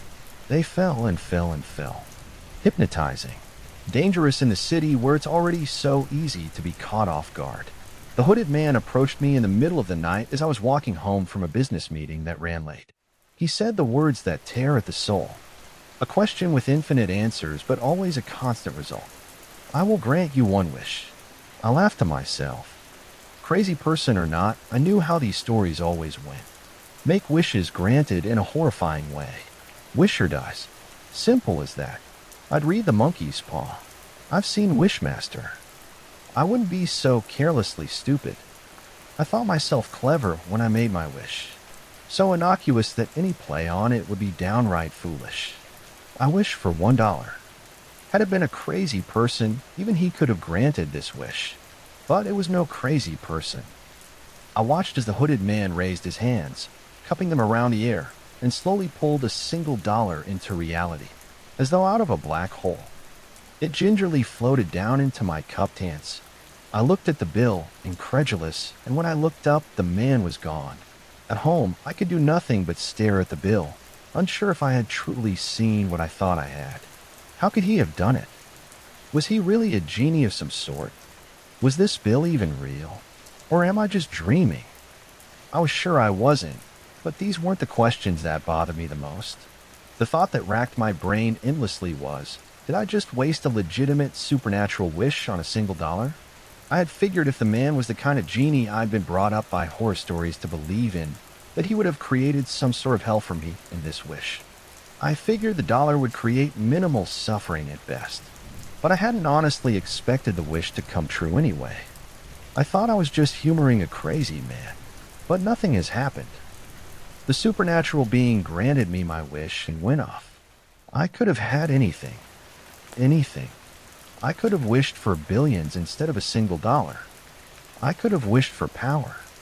To be superhuman. I could have wished for world peace. But I had $1. $1. I didn't sleep that night. Hell, I didn't sleep for the next week. How could I? Every missed opportunity, embarrassing moment in my past, anything I wanted to change just zipped through my mind. Every little annoyance echoed endlessly in my head. The woman in the cubicle next to me, who kept smacking her gum. I could have wished her mouth shut. The guy who kept bringing his work problems to me because he couldn't do them, but still got paid more. I could have wished for him to be fired. My boss, who did absolutely nothing but shit on me day in and day out. I could have wished him dead and had myself put in his place. Saturday, I went to work. The only person who worked Saturdays is my boss. That dumb shit, he never really worked. He went in to bang his secretary in empty offices while his wife at home with her 2 kids believed he was at work making them a better life. She would have thanked me. The stapler on my desk would do the trick. I caught the secretary coming out of my boss's office. The back end of the stapler gashed right into her temple. She was out cold. My boss, still buttoning his pants up, tried the old trick of yelling at me and telling me I was fired to get me to stop advancing. But I could see the fear in his eyes. He couldn't even work his zipper right. I pushed him onto the desk, grabbed the fountain pen, and stabbed him in both of his eyes. This time, not so quick as a bash to the head. As he writhed on the desk, I took my rightful seat at his desk. This is what my wish should have been, I thought. This was the happiest I'd been all week. It could have been the happiest I'd ever been, as far as I could remember. Someone must have heard the screaming on one of the lower floors. We were at the top of 16 stories. Maybe it was someone else's boss screwing his secretary too, who heard us. Someone who didn't have the guts to murder for a better job. Whoever it was, I knew they heard us because I could hear the faint sound of sirens outside the building on the streets below. They probably won't let me keep this drum after I'm done. I went up to the roof of the building, dragging the still twitching body of my former boss. When I got to the top, I found out I was right. Cop cars littered the street. Those are what I aimed for when I tossed the body headfirst off the building. I hit one car dead on. A cop car was always where I thought that guy belonged anyway. I heard the SWAT team bust the door open leading up to the roof. I pulled the dollar bill out of my pocket. My one wish. My one clever wish. I tore it in half and jumped before the SWAT team could grab me. Spending life in a cell would only create more problems I couldn't wish away. As I fell toward the pavement below, I looked down. In the midst of the police, no one seemed to notice a hooded man with glowing red eyes standing directly below me, arms wide as though he were about to catch me. My last thought before I showered the ground with my guts, my only clear thought in the entire past week, was that the devil was far more clever than I. My girlfriend Evelyn and I have been dating for about 4 weeks. 4 incredible weeks. I've never met anyone like her. It's like when she comes into the room, everyone just stops what they're doing and stares. Beautiful isn't a strong enough word. It's more than that. It's almost mesmerizing. A few days ago, she convinced me to go to an old cabin that had been in her family for years. I said yes. I'd never been able to say no to Evelyn. I never wanted to say no. The weekend started out normal. We drove deep in the forest. She insisted that she drive as she knew the way, and I spent my time listening to the music she played. I can't really remember the drive. We arrived at the cabin sometime around us, I think, and that's when things started to get a little strange. Evelyn smiled as she picked up an old axe and said she was going to chop wood for a fire. There was something about the way she held the axe. Alone now in the cabin, I searched for a candle while the last moments of sunlight were fading from the forest. I lit a match, held it to the candle, and jumped back in surprise. On the wall was a painting of an old woman, far off in the distance of a field, smiling, I think, in my direction. It looked so old, yet I swear to God she looked like she was alive. I swallowed and continued down the hallway. Something about this place didn't seem right. It was strange the cabin looked so small from the outside, but now that I was here, there were endless rooms. How was this even possible? As I walked down the hallway, a single candle illuminating my way, there were dozens of the same painting of that old woman. But they weren't exactly the same. As I continued down the hallway, each new painting showed her a little closer than the last. Beginning to be afraid, I looked backwards towards where I had come from. All I could see was a tunnel of darkness. I tried to open the door to the closest room, thinking maybe I could leave through a window. But every single door was locked. As I kept looking for an escape, I couldn't help but keep glancing at the paintings. The old woman would appear larger, closer. That's when it struck me. There was a cabin in the painting. It looked kind of like this cabin, and she was getting closer to it. This can't be happening, I said. But it was. As the painting now revealed, she was standing on the porch, smiling wide at me and holding the axe that Evelyn had taken. Come to think of it, she was wearing the same clothes that Evelyn had been wearing, and that smile. It was mesmerizing. As I walked down the hallway, I struggled to take my eyes from the smile of the woman in the painting, each new glimpse revealing her a little closer. First she was opening the doorway to the cabin, then stepping in, and now she stood in front of the hallway. I want to die here. I want to run, but I can't take my eyes away from her smile. I realized I knew what she was then. I think I always knew. Staring into the painting one last time, it showed that she was now right behind me. I looked farther into the painting and watched her. As she raised the axe, my God, she's so beautiful. Have you ever seen something so horrifying that you know deep down it will replay in your dreams forever? Some time ago, when I was just a boy, I had one dream to finally meet the real Santa Claus.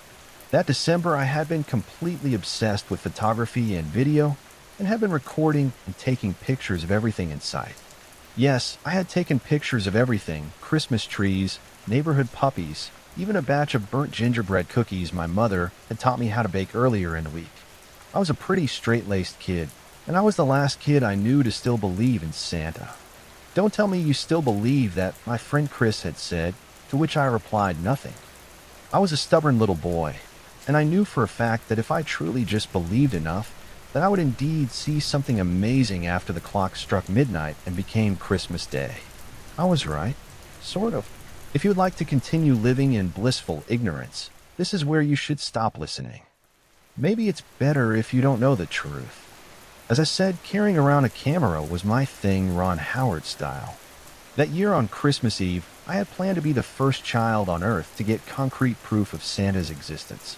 In my young mind, I had seen newspapers and news channels around the globe showing my evidence. They would interview me, the little boy who had proven everyone wrong, and maybe then people would finally start to believe. That evening, my mother and father took turns tucking me into bed before shutting off the lights and heading back to their room. They had no idea what I had planned. After hearing their door close gently with a click, I headed downstairs to scout the living room. Where could I place the camera to give me the absolute best chance to get him on video? As the hours passed uneventfully, I moved the camera around to record various locations: the fireplace, the outside window, the kitchen where I had placed the poorly made gingerbread cookies. Don't judge me, I have tried my best. Time continued to pass, and it wasn't until I first heard the clock strike midnight that something unexpected happened. I heard the basement door open slowly. That was odd. I thought Santa was supposed to come from the chimney. Part of me wanted to rush over and greet him, but I found another larger part of myself telling me to hide and wait to see what happened next. I chose my parents' new couch in the corner of the room as my hiding spot, running behind and peeking ever so slightly around its corner and towards the Christmas tree. Nothing happened for a few moments, and I was beginning to wonder if I had imagined the sound of the basement door creaking open altogether. And then I heard the whistling. But it wasn't jingle bells or anything like that. No, it wasn't cheerful, and it certainly didn't contain the holiday spirit. The snow had started falling more steadily outside, and for some reason that odd whistling had suddenly made me realize how completely isolated the three of us were out here. My father had bought the small cabin some time ago, the nearest neighbor being half a mile or more away. It seemed even farther in a blizzard. This was my first, and I had been very excited about being snowed in for a few days. That was until the thought occurred to me of being snowed in with something else, something that had no business being there. The wind began to push against our secluded home as well, seeming to hit all sides at once. Wow, my parents could sleep through anything, it seemed. My eyes pulled away from the chaotic weather outside my home and back towards the basement door. And then I saw him, or should I say it, coming slowly closer. The figure was cloaked and seemed to float just above the living room floor. Did I think about screaming? Yes, I did. Looking back, though, I'll give myself credit, I stayed calm. And perhaps this still was Santa after all. I decided to wait and see what happened. It seemed that the tall figure hadn't seen me peeking out from behind the couch, because it just kept on floating towards the Christmas tree and fireplace. Whatever it was, it began to whistle again, and this time I was able to identify the tune Silent Night. The melody was off rhythm, and was the only time in my life that hearing a song made me feel uneasy. Very uneasy. I realize how insane this next part is going to sound if we haven't gotten there already. But as I watched the tall figure near the Christmas tree, I could hear it begin to sniff deeply.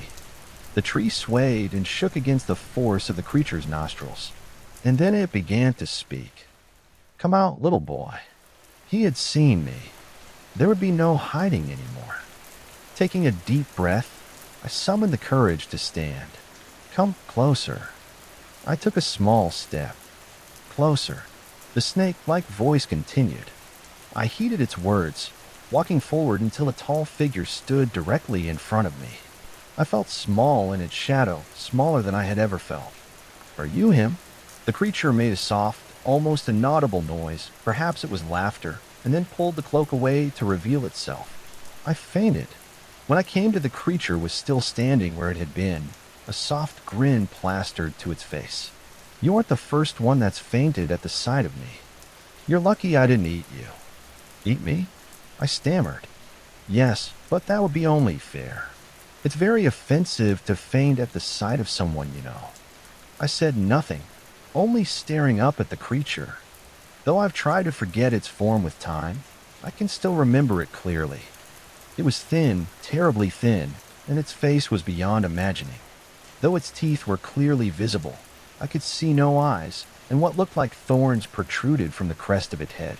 Branches extended from the thing's body in all directions, and it dragged what looked like a sack behind it. To answer your question, no, I'm not Santa Claus. The creature knelt down near me, and I could feel its icy breath push against my eyes and face. But I know him. You do? The creature nodded. Of course. He's my brother. The news that this terrifying monster was the brother of Santa took a long time for my childhood brain to process, at the end of which I was probably even more confused than before. How? The creature paused. Well, normally I don't share such things, but I admire your courage. And it's been a long while since I've spoken with anyone, even a boy. It smiled, showing its sharp teeth, and then continued. For every good act in this world, there is an evil one. For every kind gift, there must be an unkind gift. I bring balance to the good my brother spreads. I bring evil, I whispered, finishing his words. The creature nodded as if pleased. You are a smart little boy. So far I'm glad I haven't eaten you. My mind churned again. So what evil have you brought us? There was a long silence before it replied. You are very wise. Are you sure you want to know? I nodded, and it smiled back. Very well. Though my gifts will not take effect on this day, their influence will be felt through the next year and beyond. It pulled out the sack that followed closely behind and set it on the floor before me.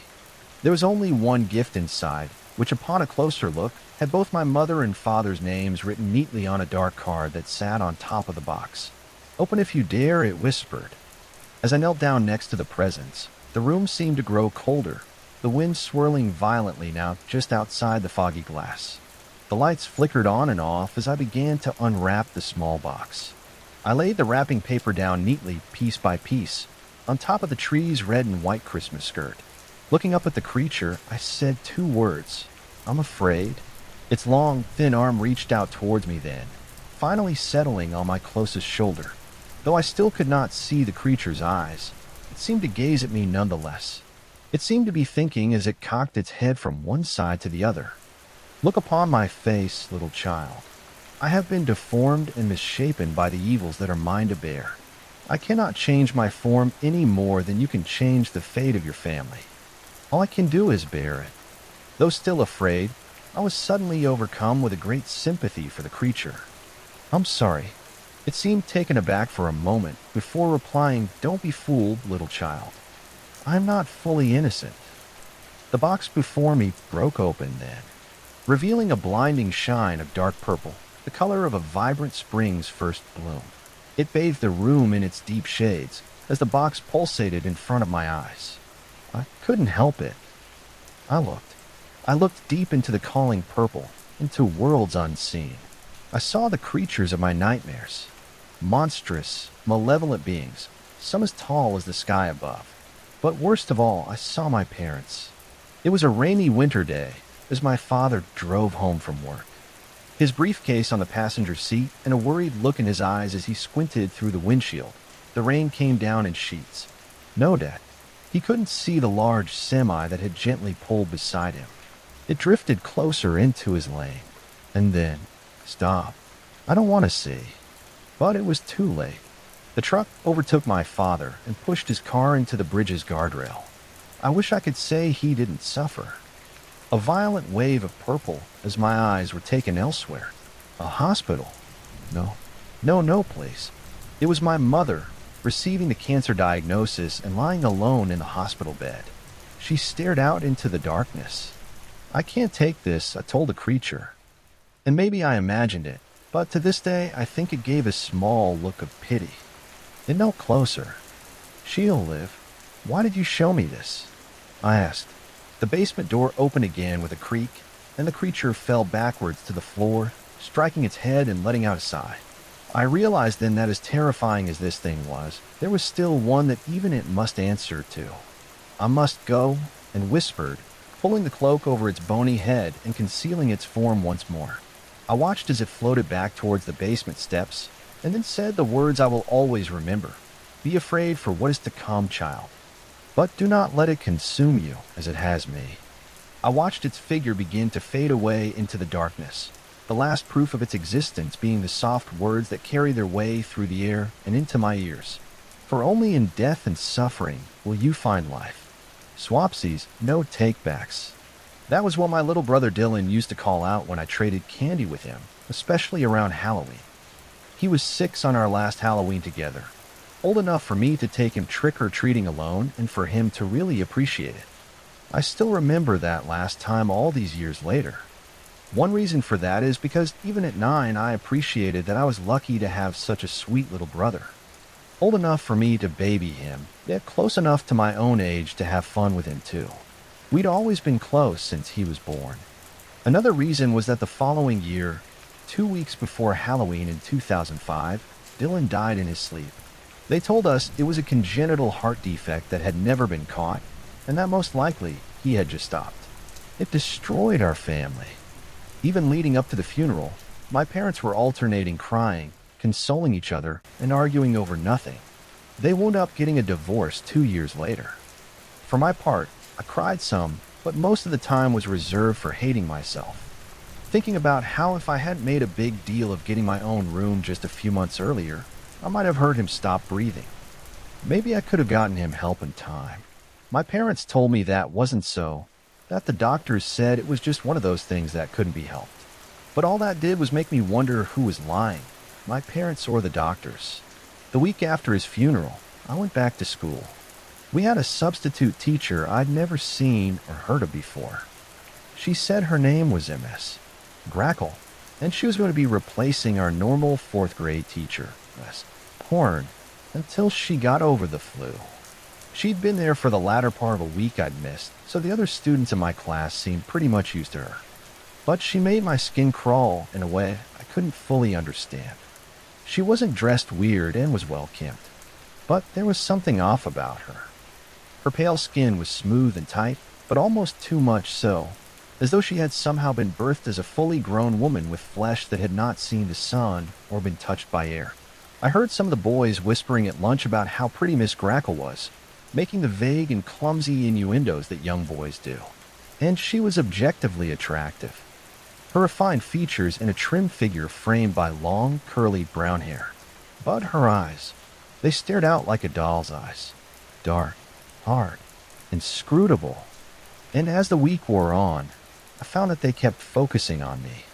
It was that Wednesday that Miss Grackle asked me to stay after the final bell rang. I felt the knot of unease that had been growing in my belly since Monday morning tighten into a painful ball of fear. I didn't want to stay. As I watched my classmates and friends rush out of the room, I wanted to run with them, to keep running until I was home again and upstairs in Dylan's room. I had taken to sleeping there, and while Elizabeth, can you come up here, please? I flinched at the words, my name sounding oily and sinister on her tongue. I glanced up and nodded before sliding out of my desk and approaching the front of the room. Yes, ma'am. Is something wrong? The woman smiled, her perfectly even teeth gleaming like white stones between the red ring of lipstick expertly lining her lips. No, nothing like that, dear. I just wanted to check in on you. See how you're doing. When I stared at her without response, she went on, I heard about your little brother's passing, you see. Just a few days ago, I understood. My chest tightened. The only blessing about school now was that it wasn't home. It gave me a forced reprieve from all the sad reminders of Dylan's death, an occasional moment where I forgot to hate myself. And no, yes, ma'am, that's true. Oops. Grackle made a clucking noise deep in her throat. So very sad. He was what? 5 or 6. Why was she asking all this? I wanted to tell her it was none of her business. To get my brother out of her rotten mouth. But I was young, and she wasn't just an adult, but a teacher, albeit a substitute one. So I just jammed my hands on my jeans and nodded, trying to avoid her unblinking stare. I heard her breath quicken slightly at my nod, and despite myself, I looked up, just in time to see her wiping away a spot of drool from her pale and perfect chin. Her eyes locked on mine again, seeming to hold me where I stood. Was he buried fresh and whole? I didn't understand what she was asking, yet I heard myself say, yes, whole and fresh, and only 4 days in the ground. My own heart was hammering so hard I knew it would burst any second, and she just kept staring at me, not letting me move, weighing something secret and terrible behind those dark eyes. And then I was home. I woke up on my bed, a moment of vertigo sending the room spinning before my brain acclimated to where I was. My mother was calling me to come down. It was time for us to go to Wednesday evening services at our church.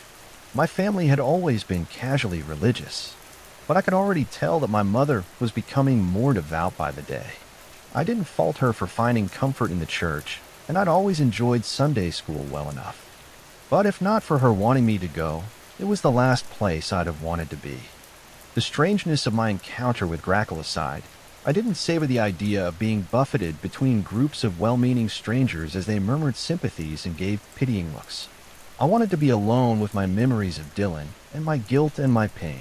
By the time we were halfway through the service, I had half convinced myself the conversation with Grackle had been just a dream.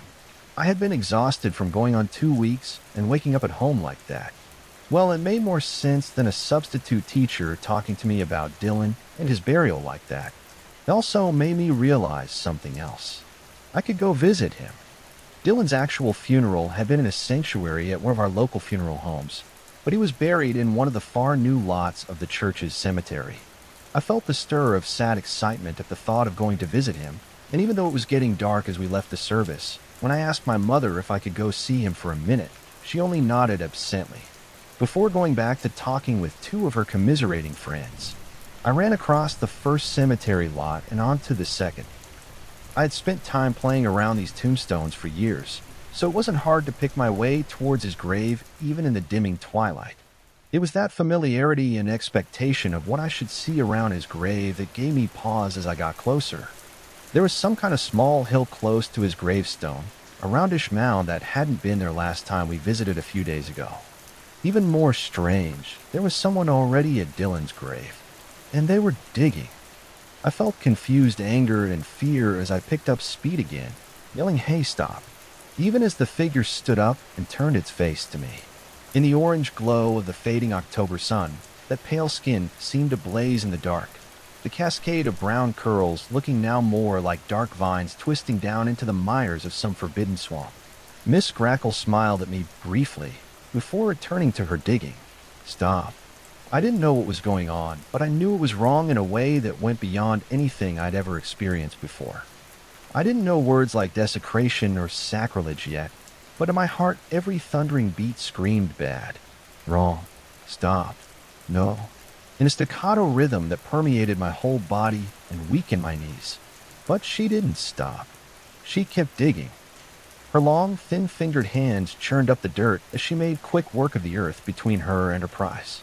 Within a few seconds, she had uncovered the small white coffin where my brother lay, and dragged it out of its grave with surprising ease. I started screaming at her again, but trailed off into silence as I saw where she was taking it. The strange new hill wasn't a hill at all. It was a person, or at least part of one. Hulking and covered in rags, the figure was incomplete. Somehow, as impossible as it seemed, it stood there with a large cavity in its middle. There was no head, and below where it should be, a ragged darkness gaped out from between the folds of tattered cloth.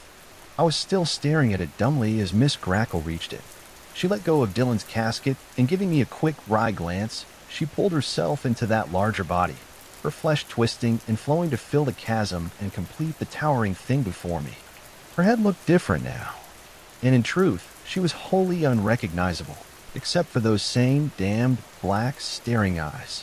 She swung those eyes towards me and twisted her mouth oddly before speaking in a deep and rough voice. "You say no, but what do you offer in exchange?"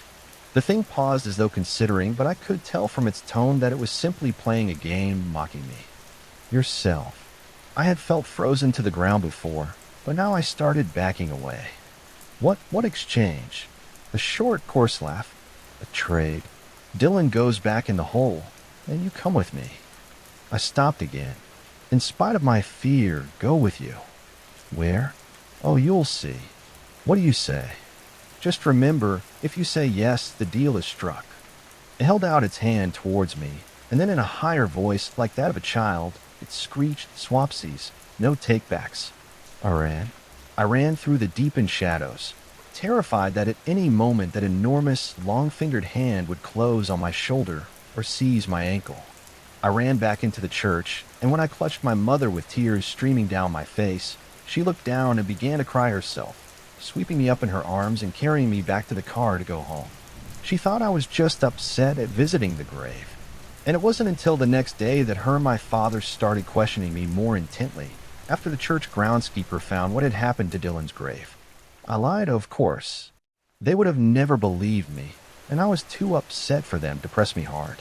I later wondered if that lie, unknown but possibly somehow still sensed by my parents, was what solidified the distance that continued to grow between the three of us. They were still good parents, or good enough, and I know that they loved me. But that final loss of my brother, the terrible mystery of how and why and where he had been taken, was what finally killed the laboring heart of my family forever. There was one other lie I told to my parents, though this was more of an omission. I never told them about the note I found on my desk when I finally returned to school on Friday, the first day of Miss Horn's own return. It was written in small, slanted blue letters on a neatly cut square of yellowing paper, a light smudge of pink staining the top right corner. Holding the paper in my trembling hands, I read the words over and over. Even now, there's not a day I don't see them in my mind. Thank you for the number numbs, Elizabeth. I enjoyed them last night, and they were open wide. I nodded nervously, though I was a little doozy from the Novocaine, if that's what it's called. I realized as I was starting to lose consciousness how odd that request was. Open wide. I already had the obstructive steel mechanism holding my jaw open, and it was now in total control of my ability to open or close it. I suppose all dentists are taught to say that. But where am I going? Confused, I looked around awkwardly as Dr. Willie began to push me down a long tunnel that seemed to go down. Another trick of the mind. We were on the 10th floor of the building. There were no tunnels. Still, it seemed I was being pushed down into the earth. Perhaps you can imagine how my fears escalated as well when Dr. Willie began to whistle as he strapped my arms around the cold frame of the wheelchair. Was this normal? Was I dreaming? No. The wheelchair suddenly stopped. The tall man stared down at me, a grin spreading wide across his face. But don't worry, you know what they always say. Quick and painless. He paused for a moment, crouching down to my eye level. Well, mostly. He winked again before walking behind to push me farther down the black hallway and resuming his whistling. He turned the hand crank that attached to the metal tool controlling my jaw, and I would have screamed in pain if I could have. Though I couldn't yet feel my face due to the drugs, I knew that some damage had already been done. My heart began to beat faster as the dark corridor came more clearly into view. I doubt anyone reading this will believe what I'm going to tell you next, but I remember it clear as day. The walls around us weren't made from wood or concrete. Nothing like that. The walls were made of teeth. Small teeth. I know what you're thinking, and the answer to your question is yes. His voice echoed off the walls around us, seeming to come from everywhere. And then we stopped. We stopped in a small room at the very end of the tunnel. Dear. Willie put the brakes on the chair and walked over to a shiny steel table that was pushed back against the far corner of the room. The small amount of light illuminating the room flickered off, and I'm not sure how much time passed. When it came back on, Dr. Willie was standing, holding what looked like some type of saw. Yet that wasn't the worst part. He had transformed into something inhuman. A tall, thin creature in a perfectly tailored pink dress. He had no eyes anymore, and that's when I finally put the whole picture together. He was the Tooth Fairy, or should I say a Tooth Fairy. There are many of us, he had said as he spun closer, still holding the saw and taking great joy in watching the tears begin to stream down my face. I couldn't tell you if it were from the drugs, terror, or both, but I passed out. When I awoke, my mother was standing over me. "I'm so sorry. How are you feeling?" The Novocaine must have still been in effect, because opening my jaw to try and speak was incredibly painful. Only a mumbled nonsense came forth. "Don't try to speak," she said. And that's when I noticed that we weren't alone in the room. There was a doctor standing beside her. But it wasn't DR. Willie. It was someone else. He rested his hand on my mom's shoulder and whispered just loudly enough into her ear that I could still hear him. "We'll have to tell him." I began to cry again, desperately trying to ask what it was that they were hiding from me. It was my mother's turn to cry then, as she buried her head into my chest. "Your teeth, they're all gone." Those words hit me harder than anything ever had. That disgusting creature, perhaps even the tooth fairy, had taken every last one while I sat passed out from the drugs. What the hell was I supposed to do now? Dentures, the doctor said, as if reading my mind. Dentures are going to be the best option for... No, I didn't say the word as I was unable to, but a shake of my head and the look in my eyes told them all they needed to know. I wasn't wearing any dentures. I was going to get my own teeth back. I gestured for a pad of paper, my mother taking a moment or two to understand.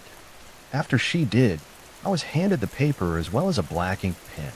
I wrote quickly. I wrote furiously. "I want my teeth back. Honey, I'm afraid that's just not possible. The building has no record of any DR. Willie, and even if someone were to find him..."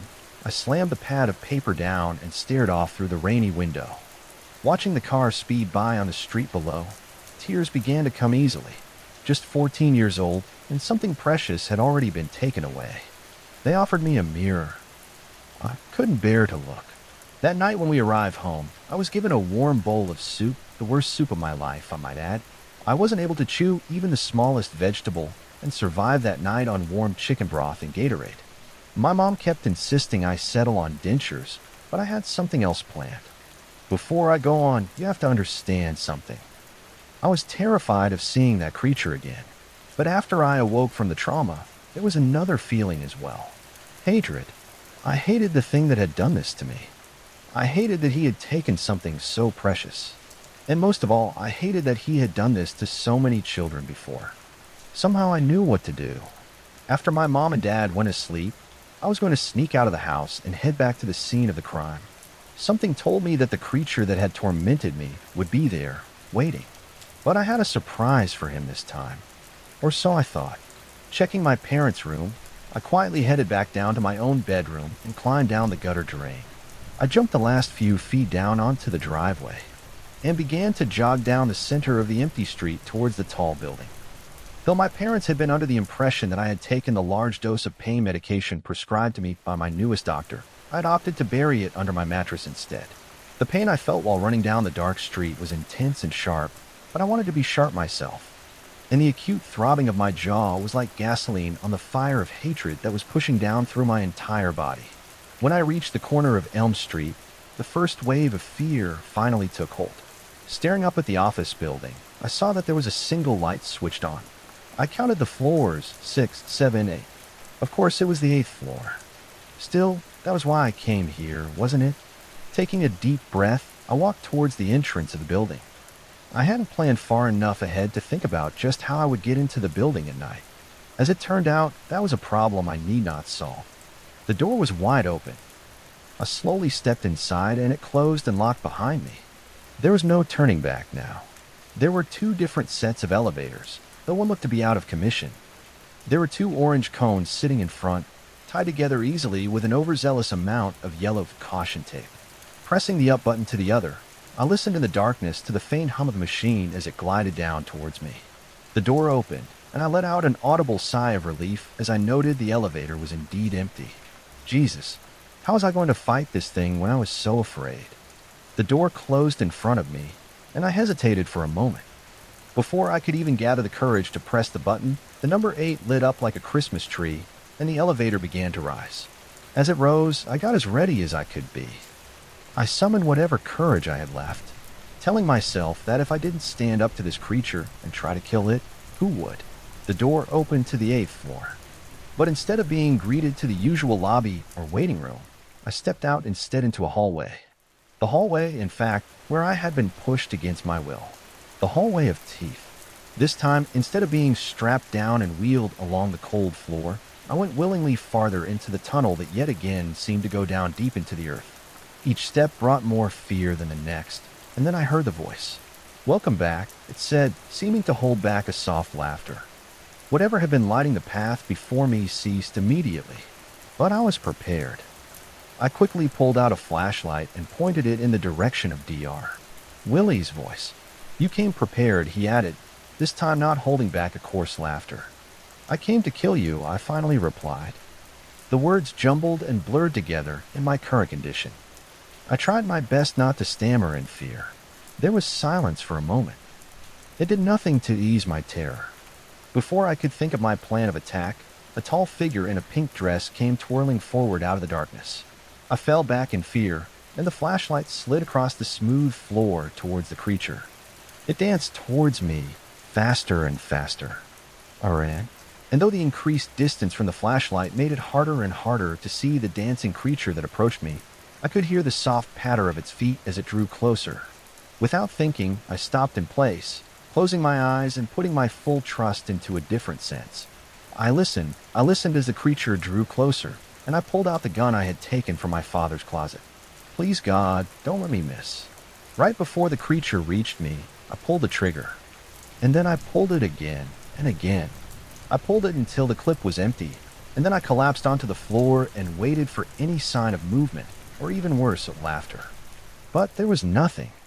In a short time later, I walked back down towards the flashlight I had left behind. Scanning the hall carefully, I saw no sign of the creature that had pursued me. I hadn't killed it after all. I reloaded the gun quickly. Though my cell phone still works, I can't seem to find my way out of the tunnels of teeth. They seem to go only in one direction, down farther and farther into the earth. And I only have 3 bullets left.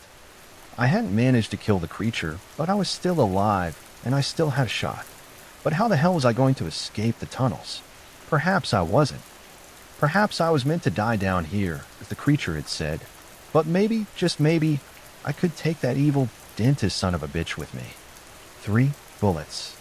That would have to be enough. But there was something else, too. How long will the batteries in my flashlight last?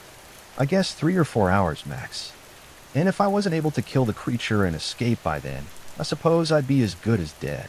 But if I could find him while the light still shone brightly, if I could find him while the meandering passages of children's teeth could be seen, maybe I could aim truer this time. Maybe I could kill it. Walking slowly around each corner, I turned the flashlight ever so cautiously, hoping I was ready for the creature to appear. Hours passed by quickly, until my watch finally froze at, you guessed it, midnight. Maybe it was my imagination, but it seemed that just as my watch hit that time, the angle of the tunnel seemed to slant even more downwards. No, not my imagination at all, I realized. It was as if the whole world I was in rotated on an axis right at that time, the path I was on now becoming almost vertical. I threw the flashlight into my bag and grabbed onto the teeth around me as strongly as I could. Though I couldn't see without the aid of a flashlight, I could feel a bottomless space below. Please God, let it keep turning. Though I had tried rock climbing a few times and had done fairly well, I could feel my hands start to tighten up and weaken. I wouldn't be able to hold on much longer, and I would soon fall. A million thoughts rushed through my mind then, everything from my parents' reaction to losing their only son, to the curious question of will my body ever even be found down here. The muscles in my arms finally gave out completely, and I fell. I fell downwards into endless darkness. I hit the icy water hard, and for a few seconds I was sure that I was dead. But I was alive, it seemed, the liquid breaking my fall, though still painful. From the acute pain on my left side, it was clear I had broken a rib or two. And from how difficult breathing had become, it wasn't altogether impossible that the fractured bone hadn't pierced my lung. Coughing as I tried desperately to stay afloat, I wondered if the warm sensation around my mouth was from the pool I swam in or produced from my own damaged lungs. I felt the sand below my feet then, and a feeling of relief as I collapsed onto the murky shore around a body of water, lying there until I could breathe steadily again. I began to rise to my feet and survey the new environment. The damp air pushed down into my lungs, and though I wanted to breathe in deeply, I knew I needed to work hard to slow my breathing. Closing my eyes, I tried to picture being anywhere but where I was. Only one picture kept flashing again and again in my mind, the pink-dressed creature I had met only a day earlier. I dug my hand deep into my skin to try and dull the pain, and then I headed towards the faint light emanating from a few yards away. When I reached it, I began to understand what this place was, a tomb of sorts or a gallery, the burning fireplace directly ahead of me illuminating the vast walls and ceilings around. There were teeth as there had been in the hallways where I had fallen from, but there were bones here as well. The bones of children. Bones and teeth were woven together in murals, each one a more disturbing and terrifying scene than the next. "You made it easy on me," the voice called out from behind.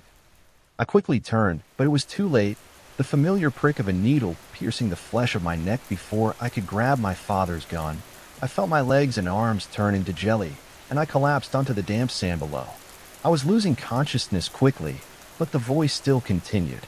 "Normally, I have to carry them down here."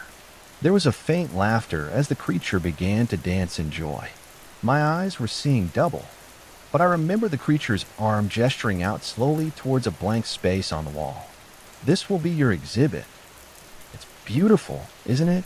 I'm thinking of putting your left arm where your head is now, and then stitching your teeth beautifully around your ears. The pattern will be lovely, don't you think?" You did all this?" I asked weakly. The creature stopped twirling then and cocked its head towards me as if it were a dog. "I did some of this. Remember what I told you. There are many of us." It paused for a moment. "Time to die. But don't worry. You'll live forever in a way." For the first time since it had stolen my teeth, I did something I hadn't. I smiled. I smiled wide, and with my smile came a rising laughter. I pulled out the gun, aiming it at the creature which I now saw three of, as whatever medication it had injected me with found its way deeper into my system. 3 bullets. 3 of you, I whispered before pulling the trigger. The creature's look was more surprise than anger as the third bullet finally struck true. It fell to its knees and did something unexpected. It pulled out the teeth it had taken from me and extended its arm out in my direction. "Here, you've earned them." Getting up weakly, I reached out and took hold of what was mine. I gave one last look at the creature before beginning my journey out of the strange labyrinth. My vision was still failing and my steps wobbled, but I remember its last words clearly. "Remember to floss. Are your grandparents still alive? If they died today, would you miss them?" My own grandfather died 4 days ago, it most likely being the biggest surprise of my life. Yes, people die, but I hadn't even known of his existence until that Monday evening phone call. "John Walker." "Yeah, I'm afraid I have some bad news." The caller, my grandfather's lawyer, went on to inform me of multiple family details I hadn't known. First, I had a grandfather named William. Second, he had died by suicide, a self-inflicted gunshot wound. And third, I was to be the sole beneficiary in his will, contingent on only one fulfillment. "Which is?" I asked. There was a slight hesitation on the other end before she continued. "It would be better if I explained in person. Could you come by tomorrow?" I hung up the phone and tried to get some rest before my drive through the mountains. The strange new information swirling around in my mind like glitter in a snow globe before finally falling gently to the ground below. Having been adopted as a child, I had never known any of my real family. Maybe it's better that way. Despite finding out about the life and death of a man I had never known, I slept well that night. The next morning after checking the weather forecast, I quickly replaced the front windshield wipers and headed north. While he had lived surprisingly close, all things considered, the drive would still take nearly 6 hours, and the upper part of the state was due for the first snowstorm of the year. Part of me was looking forward to seeing the area again. My last experience with a white substance being 15 or more years ago, growing up with a family that had taken me in.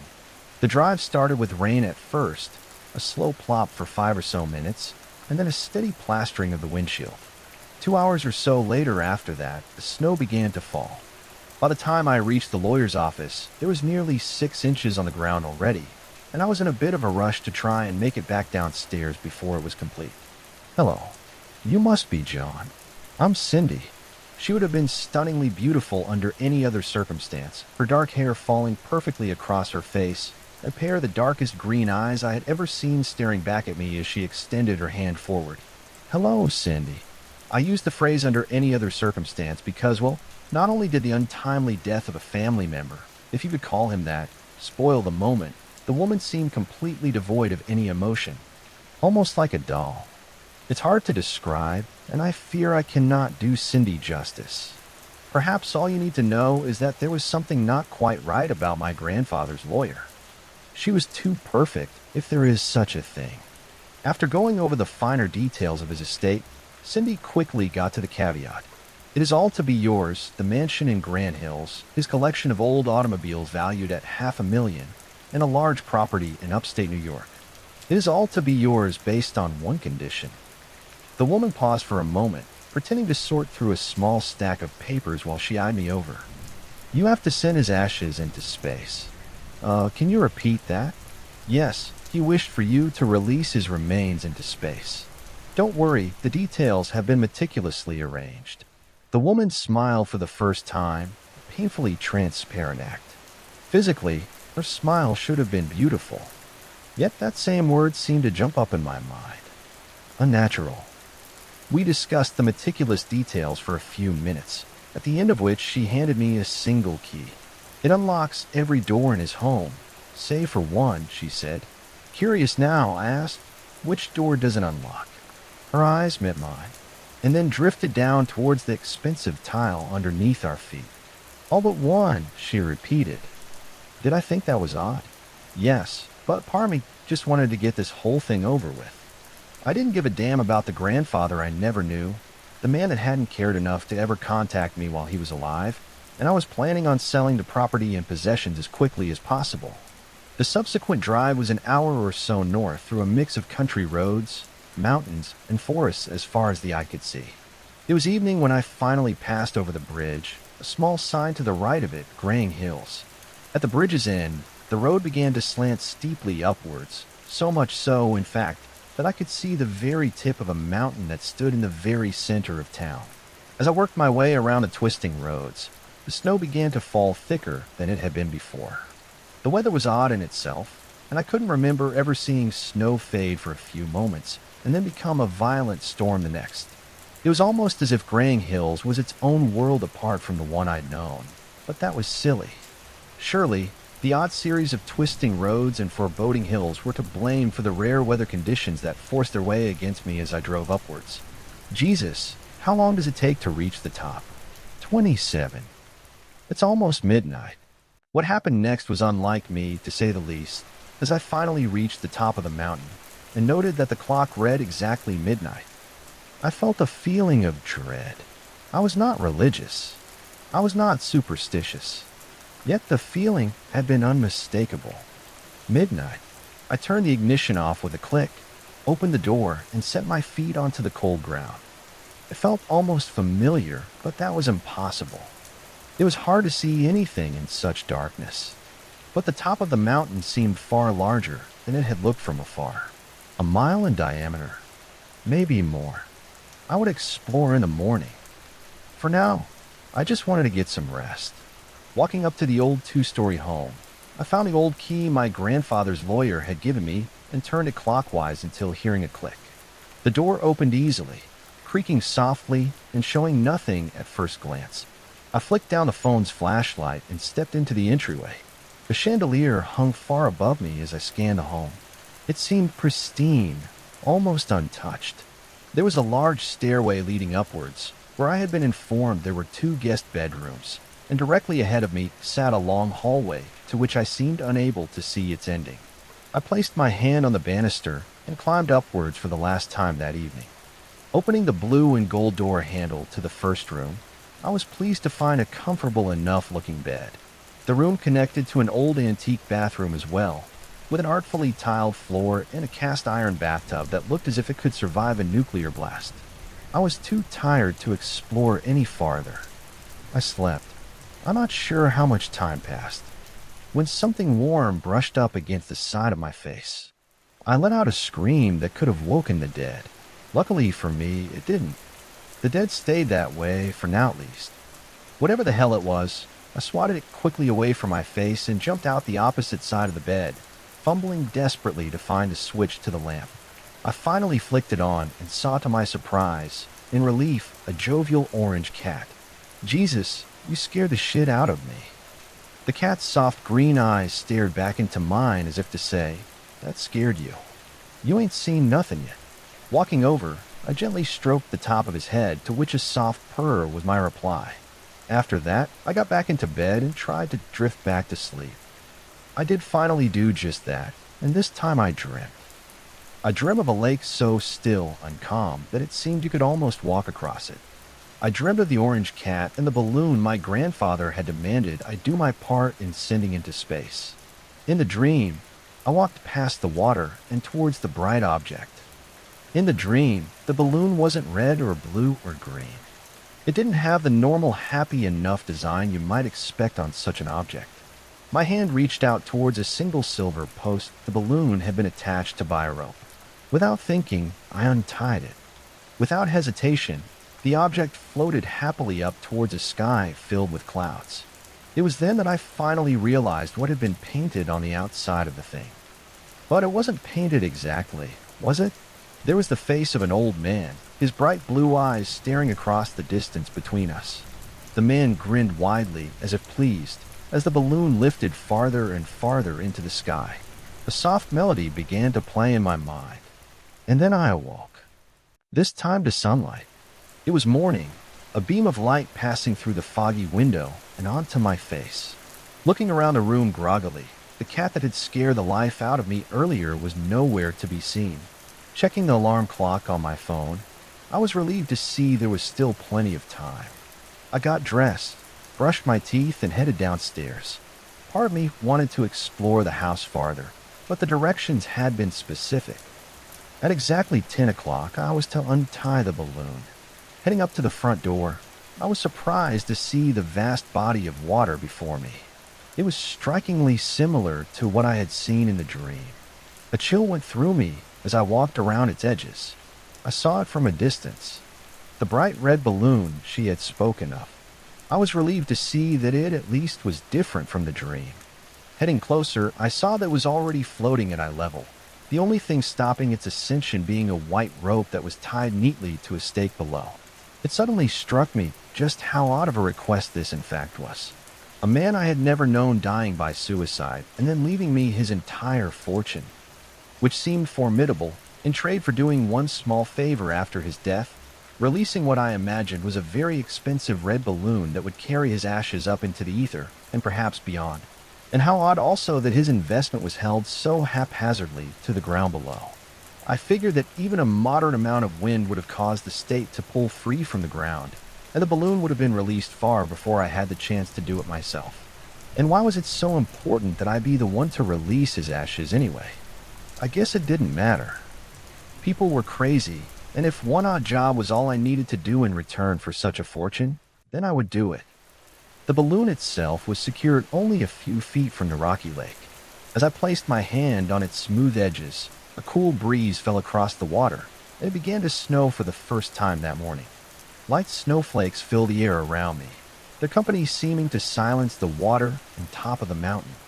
I knelt down, untied the rope that had only contained a single knot, and felt the balloon's weight in my hand for the first time. It was really heavy. How could it be so heavy? It wasn't large by any means, and only contained my grandfather's ashes, for God's sake. Oh God, the clock. I forgot to check the time, I realized, as the balloon pulled up violently towards the sky above. Shit, and why is the pull of this thing so fucking strong? I tried to force it back down using my body weight, acting like a dog or cat that suddenly became dead weight to avoid a bath or visit to the vet, but it was no use. A gust of wind struck the thing again, and I fell forwards into the water just ahead. I watched the red colors float quickly up through the falling snow. Higher, then higher.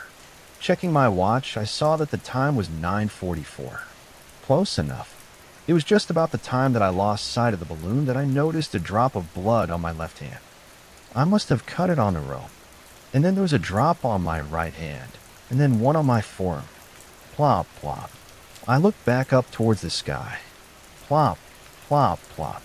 At first I thought, no, I was sure that I was dreaming, or my eyes were just playing tricks on me. They were telling me that what was once only moments ago a fog of white falling gently from the sky was now replaced by a steady drip of dark red. It covered my arms now completely, and my vision seemed to be quickly becoming a mix of that color. This way, a familiar voice said, as I pulled my eyes from what I was sure was blood covering my entire body and up towards her voice. It was the woman from yesterday, her once dark hair now transformed into a flowing sea of red. Without saying a word, I followed her around the home and through an iron gate behind. "Patentibus," she whispered. The gate opened slowly before her. Yes, I was surely dreaming. The woman I followed through the gate was now completely cloaked in red. The sight of her was magical and terrifying all at once. Yet there was something else that drew my attention away. We were in a graveyard, I realized. Yet that was not what pulled me so. It was the names on the graves. Stephen A. Walker, born September 3, 1840, died February 6, 1907. Linda J. Walker, born January 9, 1781, died December 21, 1809. They're all here, the woman added, pausing for a moment and looking back. The entire family I had never met was buried on this mountain. We walked for a few moments more before coming to the first fresh grave I had seen. Sure enough, William F. Walker, my grandfather. What the hell is going on? The beautiful woman replied nothing, only turning to the grave and speaking one word. Consurgo. She knelt lower and kissed the tombstone sweetly. I watched in horror as the red liquid, of which I was sure was blood, began to fall more rapidly from the sky. Though terrified, I wasn't even all that surprised by that point, when a strong hand reached out from the stained grave and towards the sky above. And then another hand. The red woman extended her arms downwards and towards them. No, I shouted. Stop. But it was too late, the cold hands clutching on and pulling strongly. She braced her feet against the tombstone, as not to be dragged downwards into the earth herself. And that's when I saw him for the first time. William F. Walker, his stained red face popping out of the ground first, and then his torso, and then his legs. When he finally stepped up onto the ground before me, I watched as he took a deep breath and stared up at the sky. "You've done well," he said, paying no attention to the woman and instead staring at me. I fell backwards in fear, my body trembling now, and my mind coming dangerously close to snapping. The red rain fell so hard now that I began to sink down into the earth myself. I began to scream as the ghastly figure walked closer and knelt down beside me. It had to be a walker, he said, his head drifting up towards the sky and his mouth opening wide to drink. The last thing I remember was seeing my dead family claw their way up and out of the now red mud, and my grandfather's hand reaching down and taking mine. His eyes glowed a bright yellow that filled my heart with fear. Yet I was mesmerized. I stared back into them as he spoke 5 words. "We have work to do."